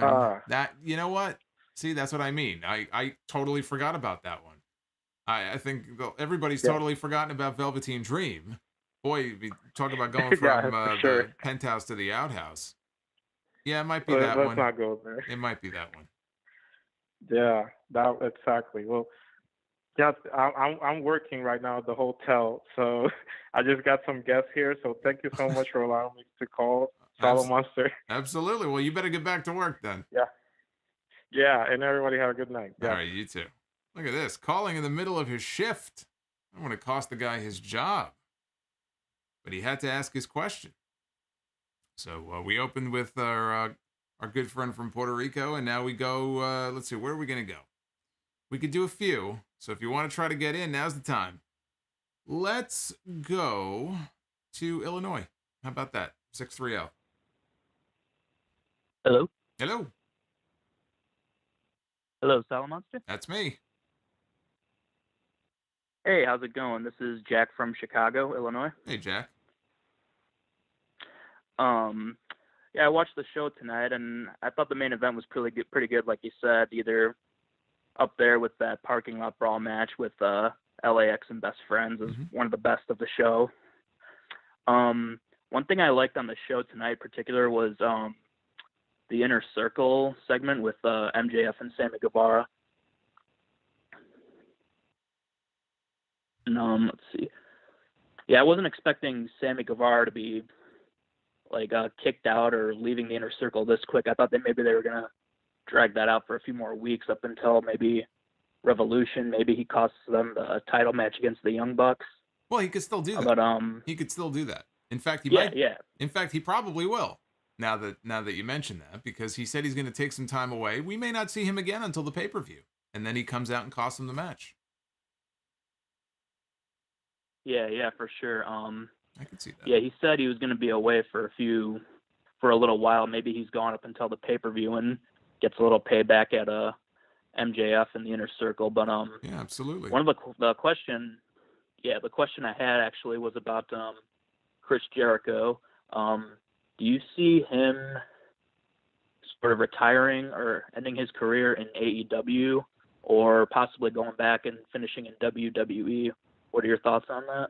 He'll be back in WWE at some point. I mean, it's just inevitable. Everybody goes back at some point, and he spent so many years there, and that's where I'm sure he's getting paid well now too, but yeah, that's where he'll be paid well. Look, at some point, do I think he'll be back, even if just for a one-off, not necessarily a full contract? Yes, he'll be back for that, and he'll be back for a Hall of Fame induction. It may not be for several more years. But Jericho at this point, how old is Jericho now? Is 40? Is he 50, or is he probably a little shy? Late 40s, yeah, early 50s, probably. Probably late 40s, maybe. So I think the days of him signing a big long-term contract are over. But I do think he'll be back in a WWE ring at some point. Yeah, that's something that I had on my mind for a while. I remember when he first signed with AEW, I think that his contract leaked, and he signed for, what was it, 3 or 4 years, something like Well, that. it wasn't that it leaked. I think he basically said that he signed, I Oh, think, a 4-year. Him and Omega and all those right, guys. I think Omega too. They all signed 4-year deals. yeah. So that got me thinking, if once it's up, would he retire, or would he just go back to WWE and end things where he basically made a big name for himself? A dry chicken without flavor in the chat says that he is 75 years old. I stand corrected. There you go. Chris Jericho apparently is 75 years old, you smartass. Now, everybody in the chat is saying... Damn, he looks good for 75. Well, yeah, he's all right. Everyone's saying 50. All right, so there you go. He just turned 50 a few months ago. So, yeah, his day, he will not be signing another 4-year deal anywhere. Put it that way. No, that I don't see. Good. Anything else? Yeah, that was the question. No, that was what I wanted to call about. Awesome. Thank you for taking my call, though. Keep up the great work. Appreciate it. Thank you. I appreciate that. Thank you for the call. So that's from Chicago. And now we're gonna crisscross the country, and we're gonna go from Chicago to the Lone Star State, 409. Hey, Solomonster? That's me. Hey, how you doing? I'm good. Who am I talking to? This is Joseph from Silsbee, Texas. Joseph from Silsbee, the home of the world's most strongest man, right? World's strongest man? Yes, it is. There you go. Yes, world's strongest man. Love your show, man. Wish I could do super chat, but hey, college graduate. Hey, this is the next best thing. At least you were able to call in. Yeah, I got you. I really enjoyed the show. I really love the AEW. I mean, it's really great. I guess the only criticism I'll probably say is just, I'm still going back when I was a young baby boy, back in those Monday Night Wars when you had to flip and flop, and I do flip and flop, but unfortunately, I flip when the women show. I just don't think there's enough women. I think the women talent is kind of lacking there a little bit. Well, I mean, right now they have this tournament with 16 women in it. So I actually think the number of women is not the issue. I think it's more trying to establish, like, for example, in WWE or even take NXT, all right, since NXT is head-to-head with them every week. The NXT women's division is stacked. But it's not just that they have a lot of women. There's a lot of really quality ladies that they have on that roster. Right? Now, Rhea Ripley is probably not there anymore. I don't know where she is. We haven't seen her. She was in the Royal Rumble, and then we haven't seen her since. But you had Rhea, and you had Dakota, and you had Raquel, and Toni Storm, and Io, and they're really, really good, right? You know that they can bring it in the ring. And I think AEW they have yet to kind of form that, I'd say that clique almost of 4 or 5 women who can carry the division, who when they're out there, they can go out and have a great match. The first person I think of is, honestly, Thunder Rosa, who technically is not even an AEW talent, even though she's on the show. So we know Thunder Rosa can wrestle, right? We saw it tonight. Shida, obviously Shida is very good. Once you get past those two, I like Britt Baker's character, but I wouldn't necessarily call her a great wrestler. I don't think she's reached her peak of greatness of what she can do. They just don't have that core. The main roster in WWE, you have the horsewomen, right? Charlotte's had great matches. Sasha, Becky, Bayley, Asuka. I think that's what they're missing. You can have 30 women, but until you focus on those 5 or 6 that are going to be able to go out there and deliver quality matches every single time they're out there, it's going to feel that way. I think that's part of why it feels so lacking. So I applaud them doing this Eliminator. I'm very interested to see what the presentation looks like with these matches that are going to be coming from Japan and how they're shot. But those are not, in a lot of cases, they're not AEW talents. Aja Kong is not an AEW talent. You know what I mean? So it's nice that they're being featured, but they need talent of their own. They need that crop of talent that can just go out there and just kill it every time they're in the ring. And that's what we're missing. Yeah, I think probably seeing how NXT does it. You get spoiled for a while, so you expect the same thing. So, well, one more thing, real quick. Sure. I'm not gonna hold time because I know you got to get to some other people. I'm like you. You said this I'm a fan of the show, so I hear this a lot. I'm like you. I'm a belts now. I love belts. Mm-hmm. I mean, I love championship belts. It's kind of a two-parter, but just narrow it. Would you agree that AEW's titles look way better than WWE's? And also, would you agree that in WWE, the mid-card titles look way better than the world titles, which is just unbelievably just mind-boggling to me? I think that I wouldn't say the AEW titles look way better. They do look better. I think as somebody who misses the old school championships, which just look better. I think the AEW title looks great. It's probably, in my opinion, probably the second best world title that is out there right now in a major promotion. The IWGP is for me anyway. That's number one. I think the new Intercontinental title is a downgrade from the old one, but it's not terrible. The Universal title, I've only warmed to it because it looks good on Roman. The way he carries it, it suits him. But yes, what is it at the end of the day? It's a giant logo. So I'm not a huge fan of the giant logo belt. It's just, the fact that we have the same one on Raw and the same one on SmackDown, just different colors. One is blue to go with SmackDown. Then you have a red brand that has a black belt. It doesn't even make any sense. But yeah, the AEW titles, I like them a little bit more. But I mean, nothing can hold a candle to, Big Gold and the Eagles. I mean, even the old tag team belts, right? Those old WWF tag team belts from they were so awesome. Yeah, they were great. I mean, but I get it. It's all about branding with them. Like we just had the Bucks, right? They won the Super Bowl. So what's the first thing they do when somebody wins the World Series or they win the Super Bowl? They have a custom WWE belt made that they send to the team, and the players love it, so they wear it, they put it over their shoulder, and that way they get that WWE logo. That's all they care about. They just want the logo out there. So if you had a Winged Eagle belt, yeah, it looks great, but somebody who doesn't know, what WWE is going to look at that and say, oh, I wonder where that came from. So it's all about branding. I know why they do it, but that doesn't mean that I have to like it. So yeah, right. You know what? You got me sold. I'm a Winged Eagle fan now.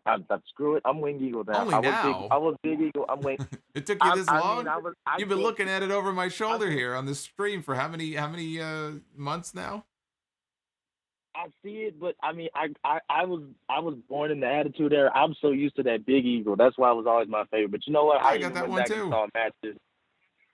Oh yeah, see, you got them all, man. I'm jealous. Well, I don't have them all. I just have those. But yeah, nothing beats that. Come on, you can't beat that. Those are my childhood. Those two right there. That's right. All right, well, thank you, man, for taking my call. Have a good night. All right, you too. Always love talking belts. Always love talking about it. The big gold belt too. It's a shame they had to retire that design. It's a beautiful belt. And you know what's funny is that WWE, they just had their financial earnings, and they're making more money than they've ever made before because of all this money coming in from the TV deals and now the Peacock. So they got their cock deal. But in the earnings and the merch numbers and everything, one thing that we learned last week, I guess it was, WWE is making a killing off replica belts. That is a huge part of the merch that they're moving. So that's why you're seeing all these custom belts. They just came out with a Razor Ramon custom belt, which actually looks pretty cool. And they have a little toothpick holder on the side of one of the straps. So they have a custom Razor Ramon belt. They had a custom Eddie Guerrero. I think they had the Undertaker Legacy belt. And there's a Macho Man belt. They had a China belt. Why do you think they're doing this? Because the belts sell. So people love their championship belts. There's a lot of belt marks out there. Belts sell. Unlike Hulk Hogan back. Actually, Hogan actually, was a good seller, I have to say. Hogan won. Inevitably, Hogan would always win. But Hogan actually would sell like hell for the heel until he would make the comeback. So I actually can't say that. There are some guys who are terrible sellers. I would not put Hogan on that list. 603, what do you think? Was Hulk Hogan a good seller back in the day? Oh, Solomonster? Apparently my question went over his head. Yes, that's me. Who am I talking to? Oh, my God. Yo, Solomonster, how you doing? My name is Mike. How you doing, Solomonster? Okay. And he was a decent seller. I hardly seen his matches. Oh, jeez. Yeah, well, I mean, he was a great seller. I mean, he sold a lot of tickets. We know that. But no, in the ring, I thought... Oh, yes, you're right. Oh, of course. Yeah. Of course. Yeah. What's going on, Mike? Not much.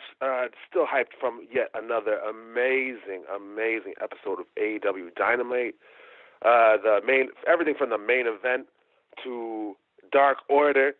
Big fan of Dark Order. My question to you is, seeing the change in characters from like heel to kind of tweener, how do you feel about the progress that the Dark Order has made?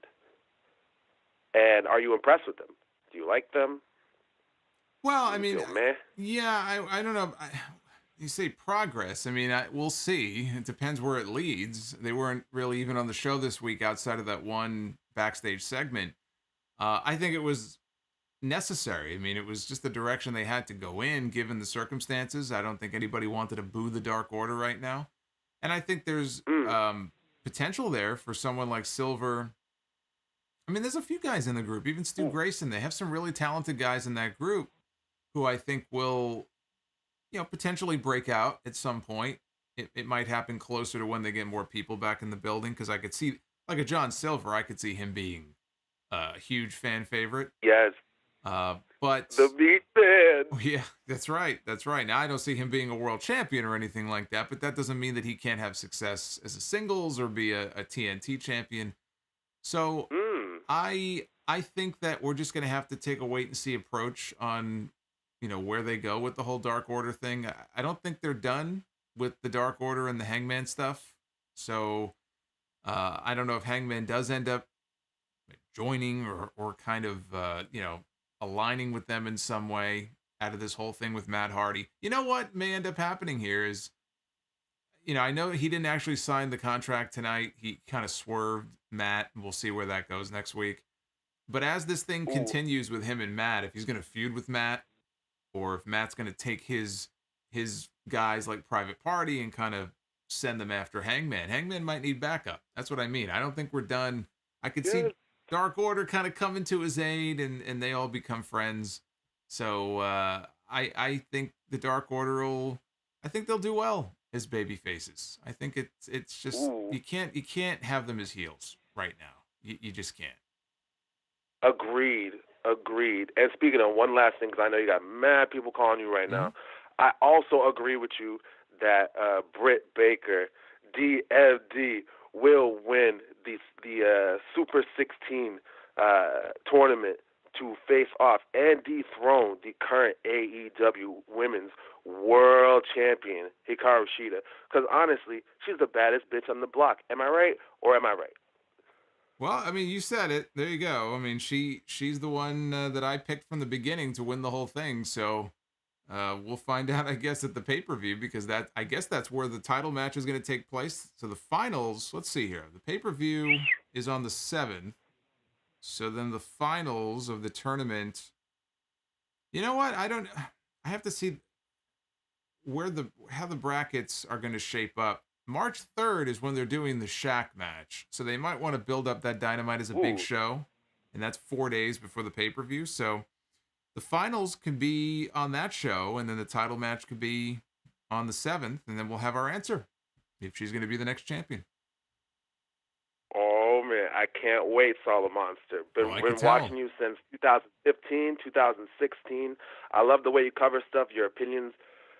More often than not, I agree with, and if not, at least you have some very, very, very interesting perspective on all things professional wrestling. I thank you so much for your time, and I apologize if I've been stumbling on my words. I've been getting right Snoop Dogg style all night, my man. It's all good. It's all good. You were fine. I appreciate the kind words. Oh, I love you, Solomonster. You the man. I Thank hope you. you know this. I love you too. Yeah. It's a big love fest here on Have the a stream good- tonight. Amen, man. One big orgy here on the stream. All right, man. I'm gonna let you go. All right, man. Have a good one. All right, you too. Every Wednesday night, it's like one big orgy here on YouTube. Don't tell YouTube though, because then they don't like that kind of stuff.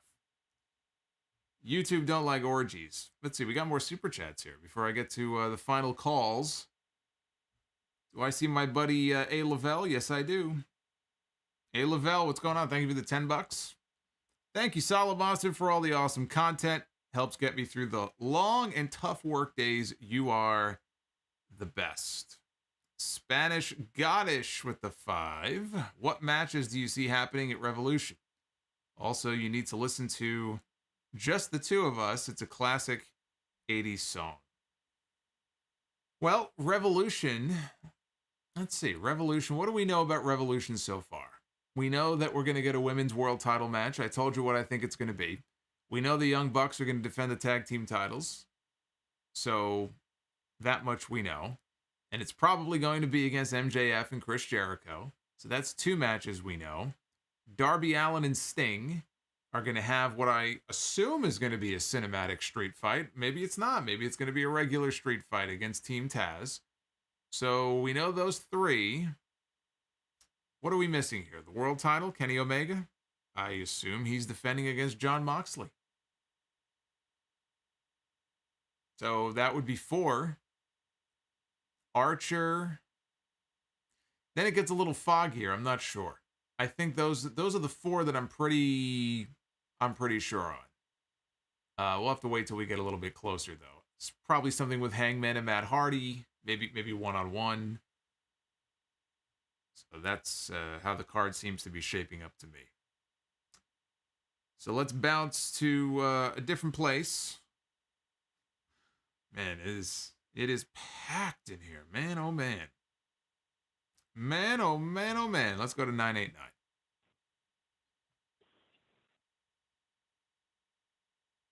Going once, 989. Going twice. Oh, I'm here. There we go. I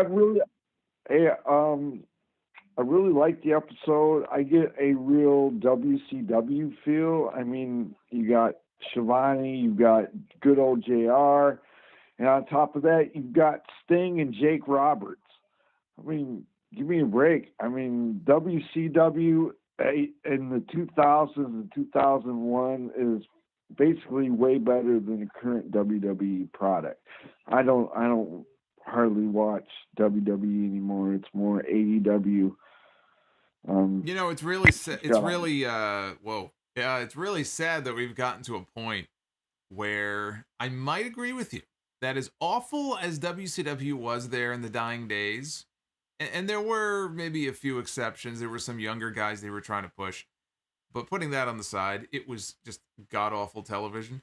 And I actually think we've reached a point now where it would have, even if it's just in a train wreck kind of way, it would be more entertaining to watch television like that than it would be to watch Monday Night Raw. Absolutely. I think that's a fair statement. And that's fucking horrendous. I mean, that is so sad. But I think that's where we are.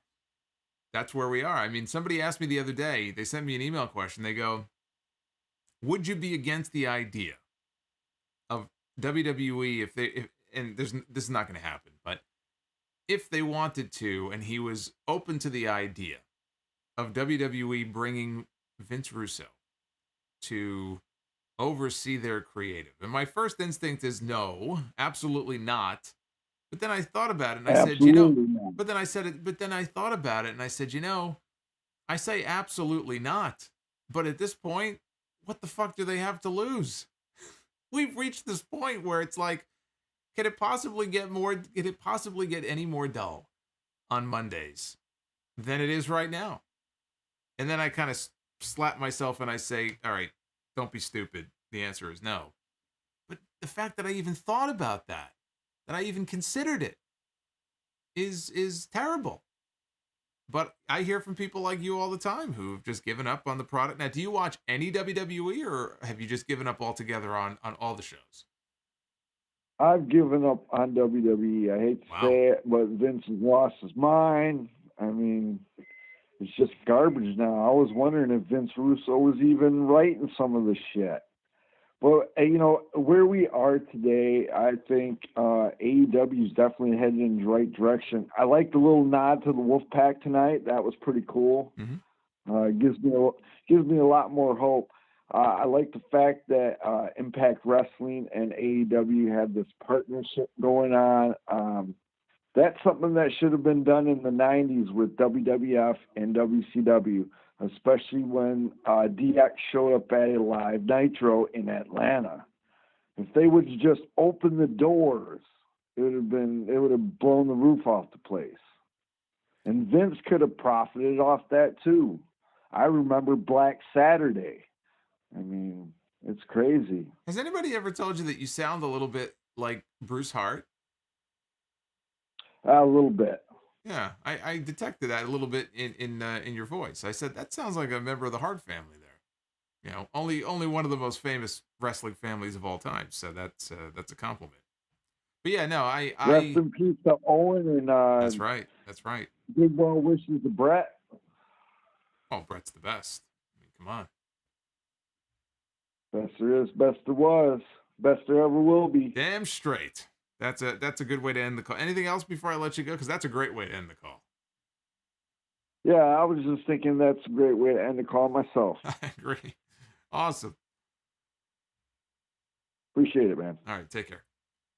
The best there is, the best there was, and the best that there ever will be. I definitely was getting Bruce Hart vibes. Because I've spoken to Bruce. I did Bruce's show a long time ago. I don't even know how many years ago. He had a podcast. He probably still does. Had a show. And he's just got that voice that you hear it, you instantly know who it is. I feel like they all sound like Stu. All of his sons. At least the ones that I've heard. As they get older, they all have that little bit of Stu in their voice. Let's go to 740. What's up, bro? What's going on? How are you tonight, Solomonster? I'm doing well. We're winding down here with the final calls. Yes.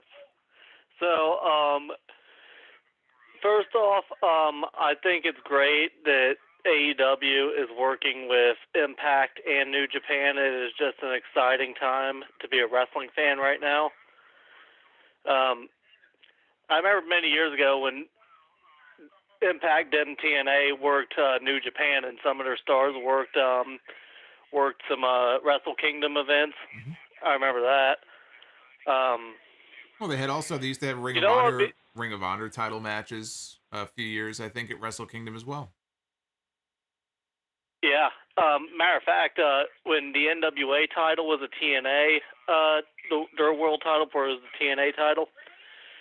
There's a match I have on a Ring of Honor DVD where at a Ring of Honor show, AJ Styles and Chris Sabin had an X Division title match and an NWA title match on a Ring of Honor show. That's pretty cool. Wow.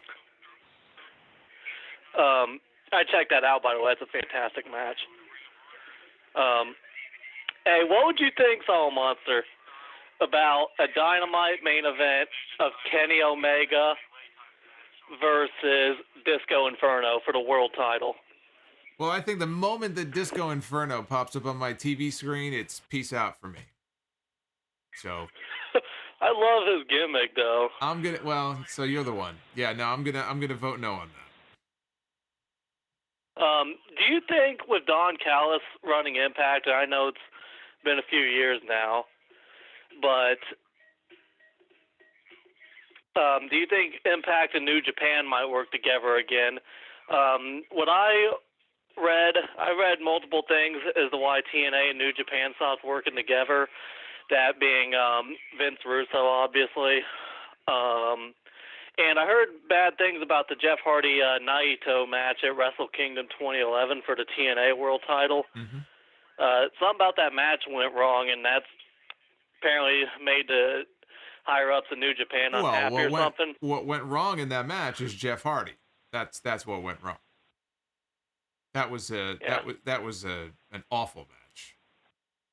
That show had a pretty sweet RVD Toru hardcore match, I thought. Yeah, I don't remember that one, but I do remember the Jeff Hardy match you're referring to, and that did not ingratiate them, I think, to the New Japan folks. It was pretty embarrassing, actually.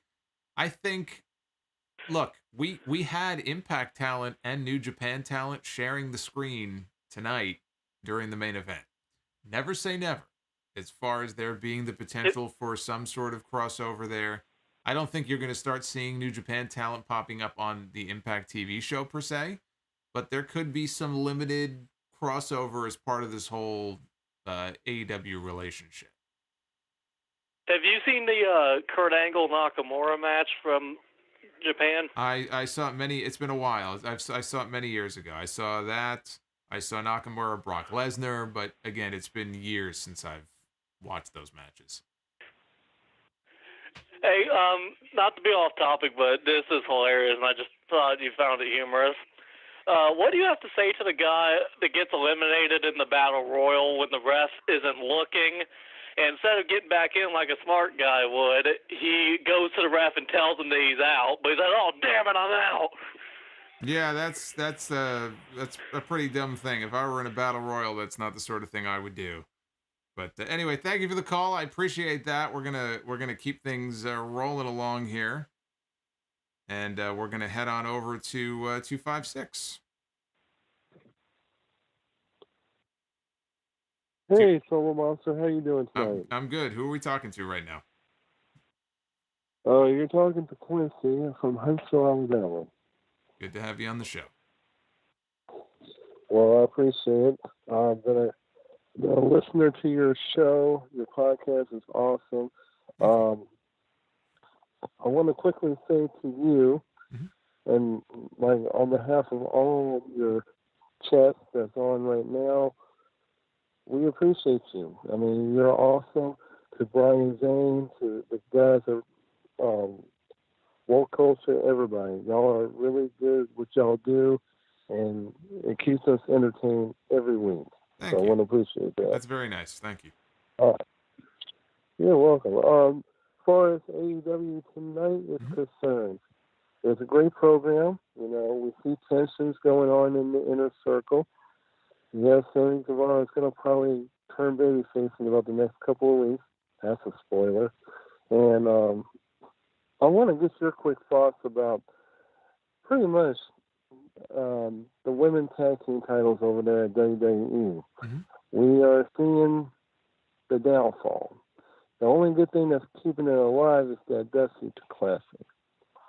Who should be the tag team champions? And as we get to the road to WrestleMania, do you really see Edge going against the tribal chief Roman Reigns, or we're going to be watching another rerun of quote unquote the greatest match ever between him and Randy Orton? Well, I'll take the first question first. I have said on the podcast that I would. Now, look, I have not seen any of NXT. I don't know what happened on NXT. I'm going to watch it tomorrow. So as far as the Dusty Classic, the men's and the women's, I don't have any of those updates right now. But I did say that I was looking for a Raquel Gonzalez Dakota Kai win. Now, when Nia Jax and Shayna Baszler won the belts back at the Royal Rumble, that made me a little worried because I don't know that they would do heels against heels. So it could very well be Shotzi and Ember who go on to win the tournament. Either one of those teams from NXT are okay with me. I would like to see an NXT team win the women's tag team titles and then not only defend them in NXT where they have this whole, just a plethora of great talent, but actually float the way that the women's tag team champions are supposed to and have matches on all three shows. Not every week, but that's what I would like to see. Corey Graves made a great point on his podcast, and I agreed with it because I've said the same thing. part of what's killing the women's tag team division is that there really is no women's tag team division. There are no real women's teams. You might be able to pick one or two on the main roster, the Riot Squad.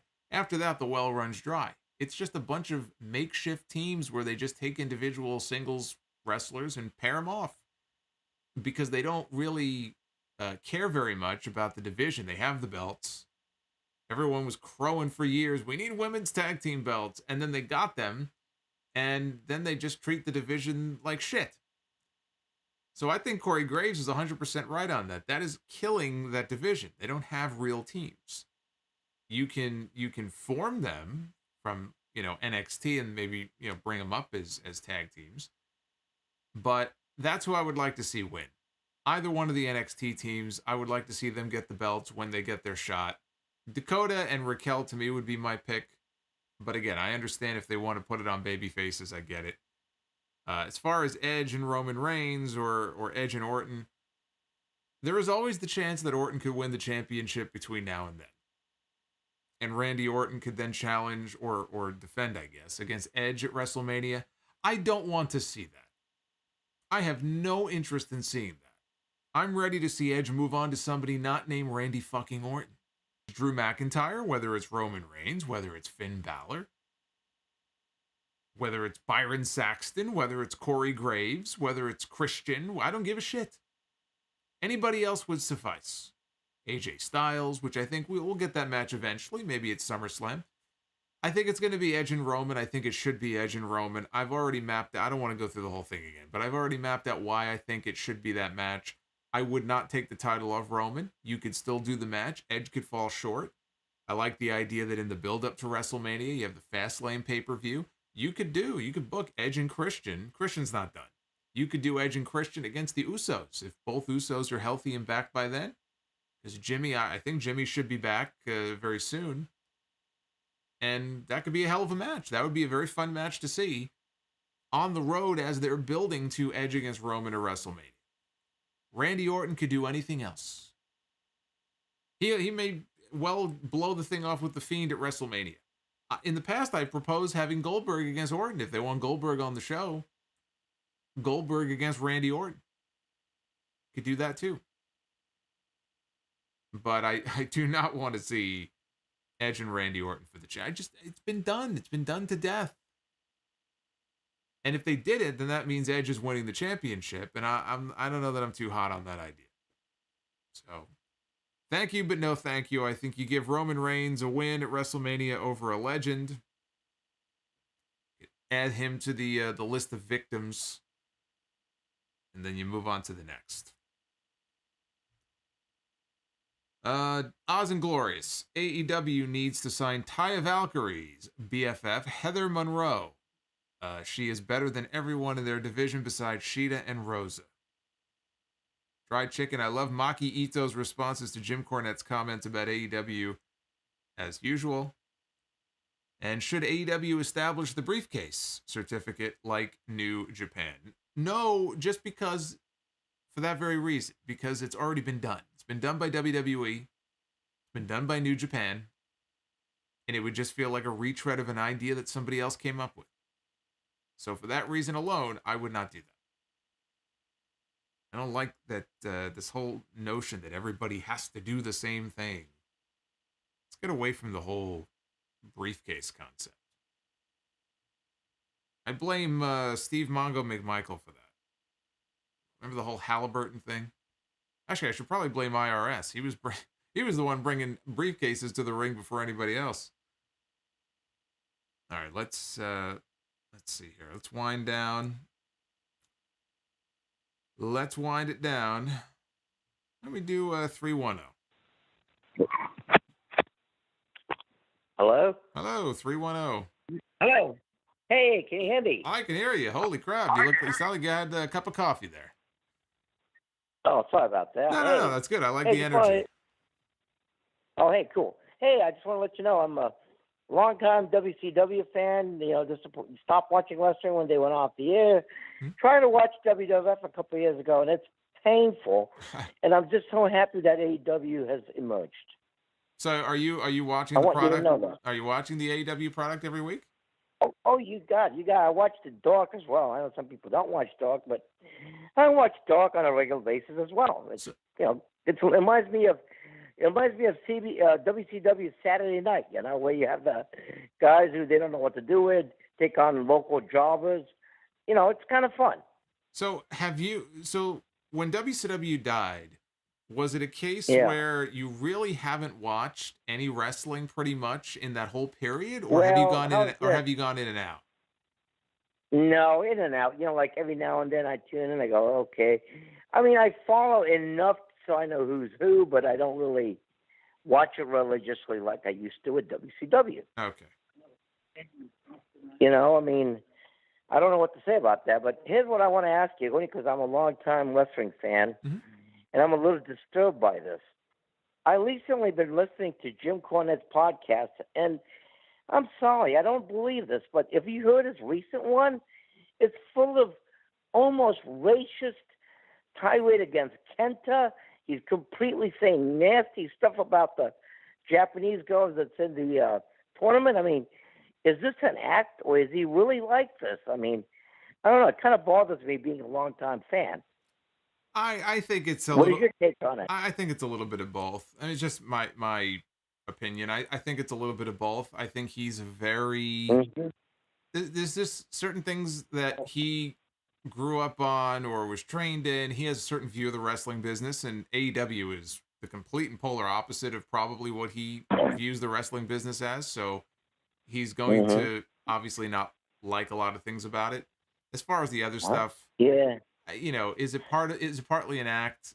It might be, but I tend to think it's just who he is, and he's very he's very old school and very stuck in his ways, and he's very opinionated. Well, that's what I kind of chuckled a couple of weeks ago when somebody asked you a question, thinking, do you think AEW should hire Cornette? And I told my buddy, if they hire Cornette, he'll fire every Japanese talent, including the girls.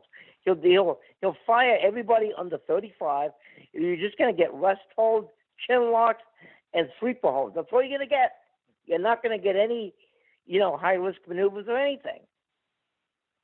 Yeah. I mean, am I right to say that? I mean, no. I mean, you're going to get a product that's radically different under his watch than it would be today. I don't know what his deal is with the women and stuff. I know he hates the Japanese women. Again, that's his thing. I didn't hear the latest show that you alluded to, so I don't know exactly what he said. You should listen to it. Yeah. I don't know. Oh my God, you're not going to believe the stuff. I can imagine. Oh, believe me, I can imagine. But the stuff he says about Kenta is just jaw dropping. It's he doesn't what the hell is this guy talking about? He's ignorant. He doesn't like Japanese wrestling, and so obviously any whether it's the Japanese women in the tournament or Kenta coming in or anything like that, he's going to be naturally opposed to it. I mean, that really shouldn't be a surprise. And look, Cornette has a reputation for being Cornette for a reason. So. Yeah, and he doesn't seem to like luchadors too. He doesn't like the Lucha Brothers. I don't know what they're one of the best Lucha Libre guys in the business.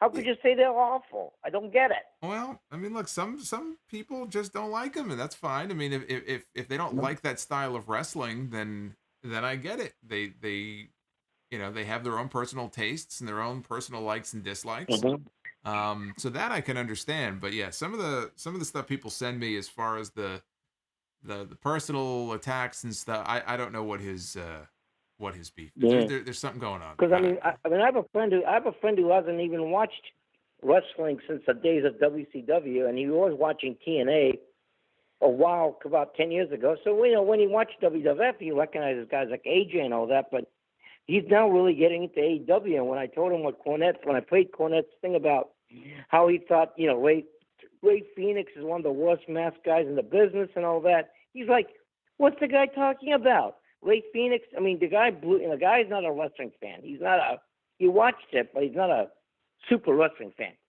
And yet he was blown away by Ray Phoenix. He thought that guy is just, amazing. That's why I can't believe the guy Cornette's going to say, that guy stinks. He doesn't know what he's doing. I don't know. Maybe it's just me. I don't know. I'm in my 50s. Maybe I just I can't believe that someone like that just has that opinion. Well, you clearly have more of an open mind than he does, so that's good. Well, I mean, my opinion, he wants to. I mean, if you got to watch these, everything evolves. Music, technology, everything evolves. If you do not evolve, you're going to be left in the dinosaur age, and that's what he is. Yeah. I just thought it might be an act, but you might be right. It might be real.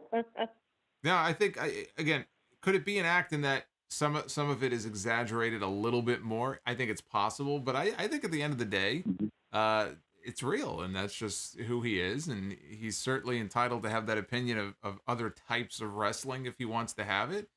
But to beat up, I mean, clearly he's got issues with the Bucks and Omega, and that's fine. If he doesn't like them or whatever. Well, yeah, then that's fine. I've been trying to figure out I've been trying to figure out why he hates them.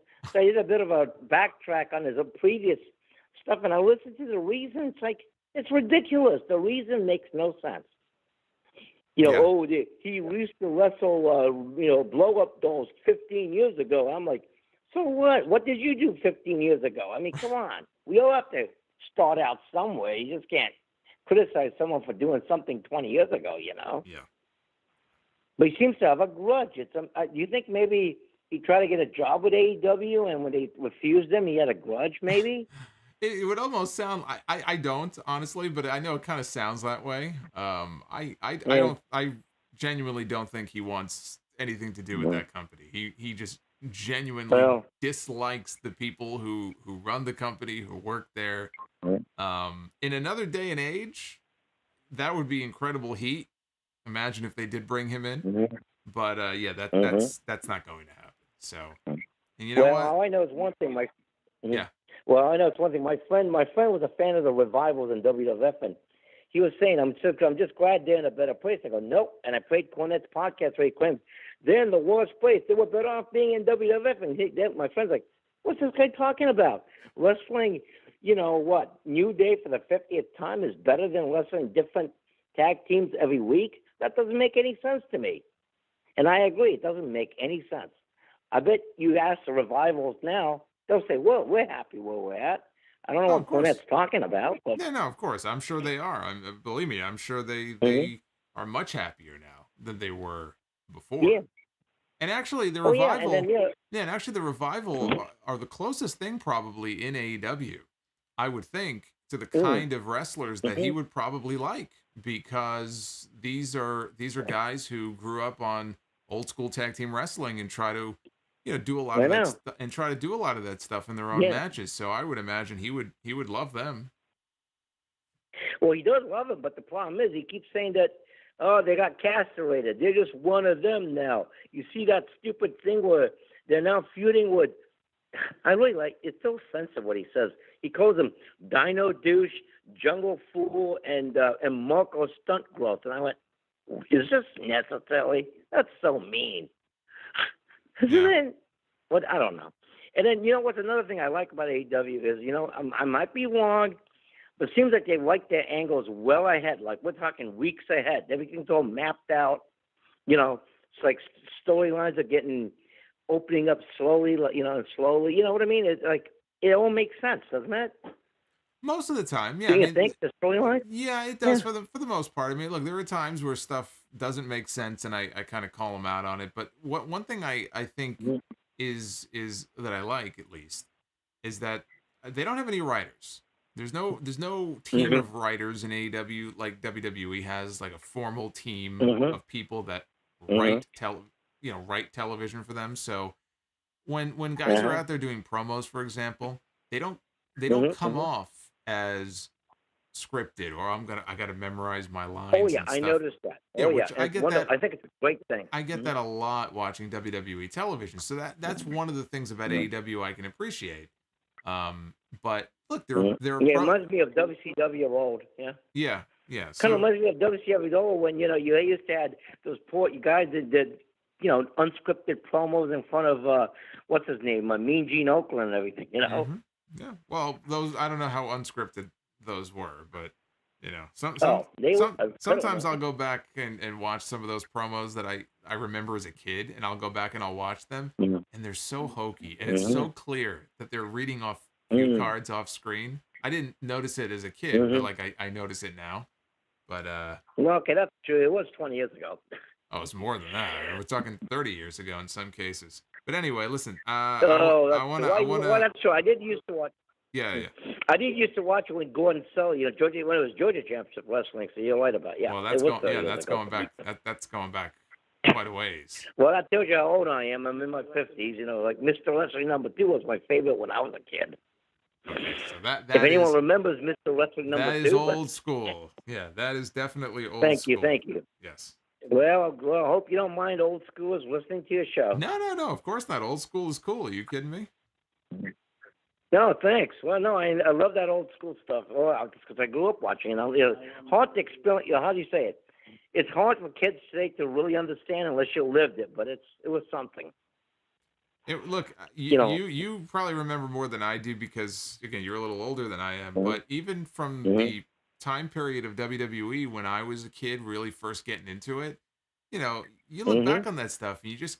It's nostalgic, but I genuinely think that the way things were done back then, in some cases, when it came to promos and stuff like that, was just better. And now it's just so overcomplicated and rehearsed and everything. I wish they would take certain elements. I'm not saying just go back to the way things were 30 years ago, but I definitely think there are elements of the old school that would totally work today. Absolutely. So. Yes, sure. What do you mean like have a? I'm surprised no one ever did a gimmick like Austin Idol, though. That surprises me. Well, I mean, you remember Austin Idol? Austin Idol was a gimmick. One of my favorites. The whole guy was a gimmick from start to finish. Yeah. Yeah. That's good. Well, I do enjoy AEW. Yeah, but that's a conversation. That's a conversation for a different day. Listen, this is. That's true. But anyway, keep up the. Good work you do on the AEW podcast. I enjoy listening to it too. Thank you. I appreciate that. That's very nice.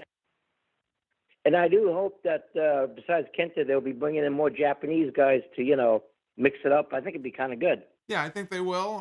We'll see. Hopefully, they can get some more people to kind of come over. I think that might be delaying things a little bit, the travel stuff. But I think that this is the beginning of a longer relationship. So.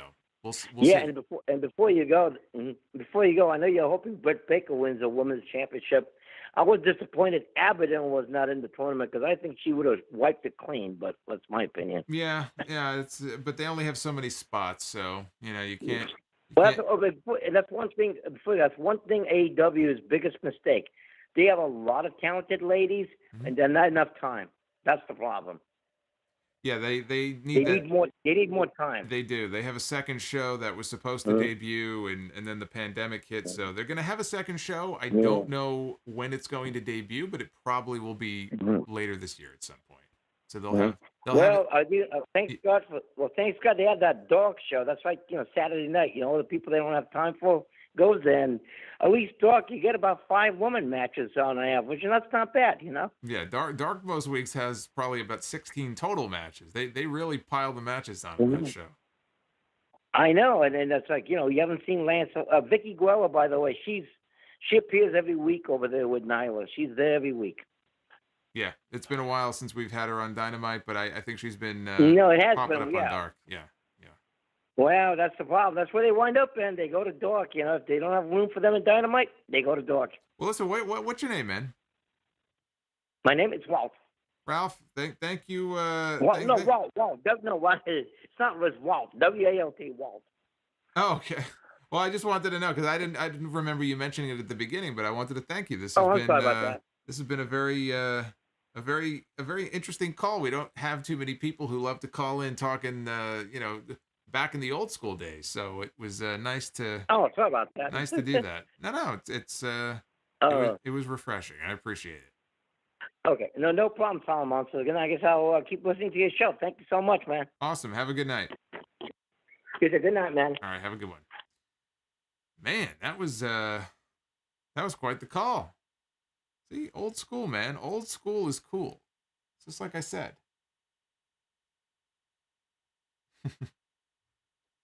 Neil says this guy needs to be a guest on future live streams. Walt. Big Walt. Walt is the best caller in Sound of history. Look at this. Look at this guy. This guy's over. This guy's over. Luis wishes he had support like this in the chat. Look at this. Oh my goodness. So that was different. That was nice. So are we caught up here on Super Chats? We got one more? We got one last one here. Dry Chicken, I think you get the last word. If Tony Khan hired Jim Cornette, AEW would lose their TV deal with TNT. And that's a fact. Well, depends what he says. I don't know that they would lose their deal, but I don't think it would really serve them well. I don't think the two sides like each other very much, so it's probably better off keeping them apart. I can't even imagine the first encounter with Cornette and Orange Cassidy. What that would even look like. His head would probably pop off his shoulders. I could see the steam coming out of his ears right now.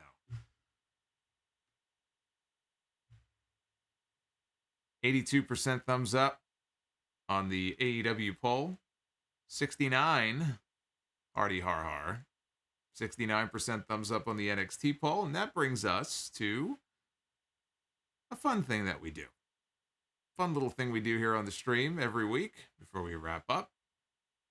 Courtesy of our good friend Zinfamous HD on Twitter.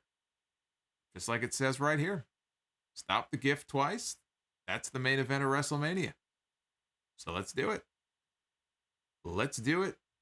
And let's see what the main event of WrestleMania is going to be. Dave Bautista is one half of the WrestleMania main event. And the other half of the WrestleMania main event is Andrade Cien Almas. What do you guys think about that? As a WrestleMania main event. Batista against Andrade. Could do worse, right? What I picked last week, Vince McMahon was, I think, one half of the Mania main event. Could always be worse. That's maybe not a main event, but that's not a bad match. Batista and Andrade. I could live with that. I could live with that. All right, guys. This has been fun.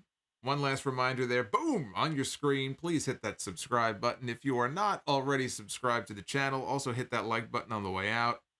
And as I mentioned earlier, we got that special deal going for you with our good buddies over at Amazon. You get 30 days free of Amazon Music when you use our link, Audible, listen to me. I'm still in Audible mode. GetAmazonMusic.com. That's the URL.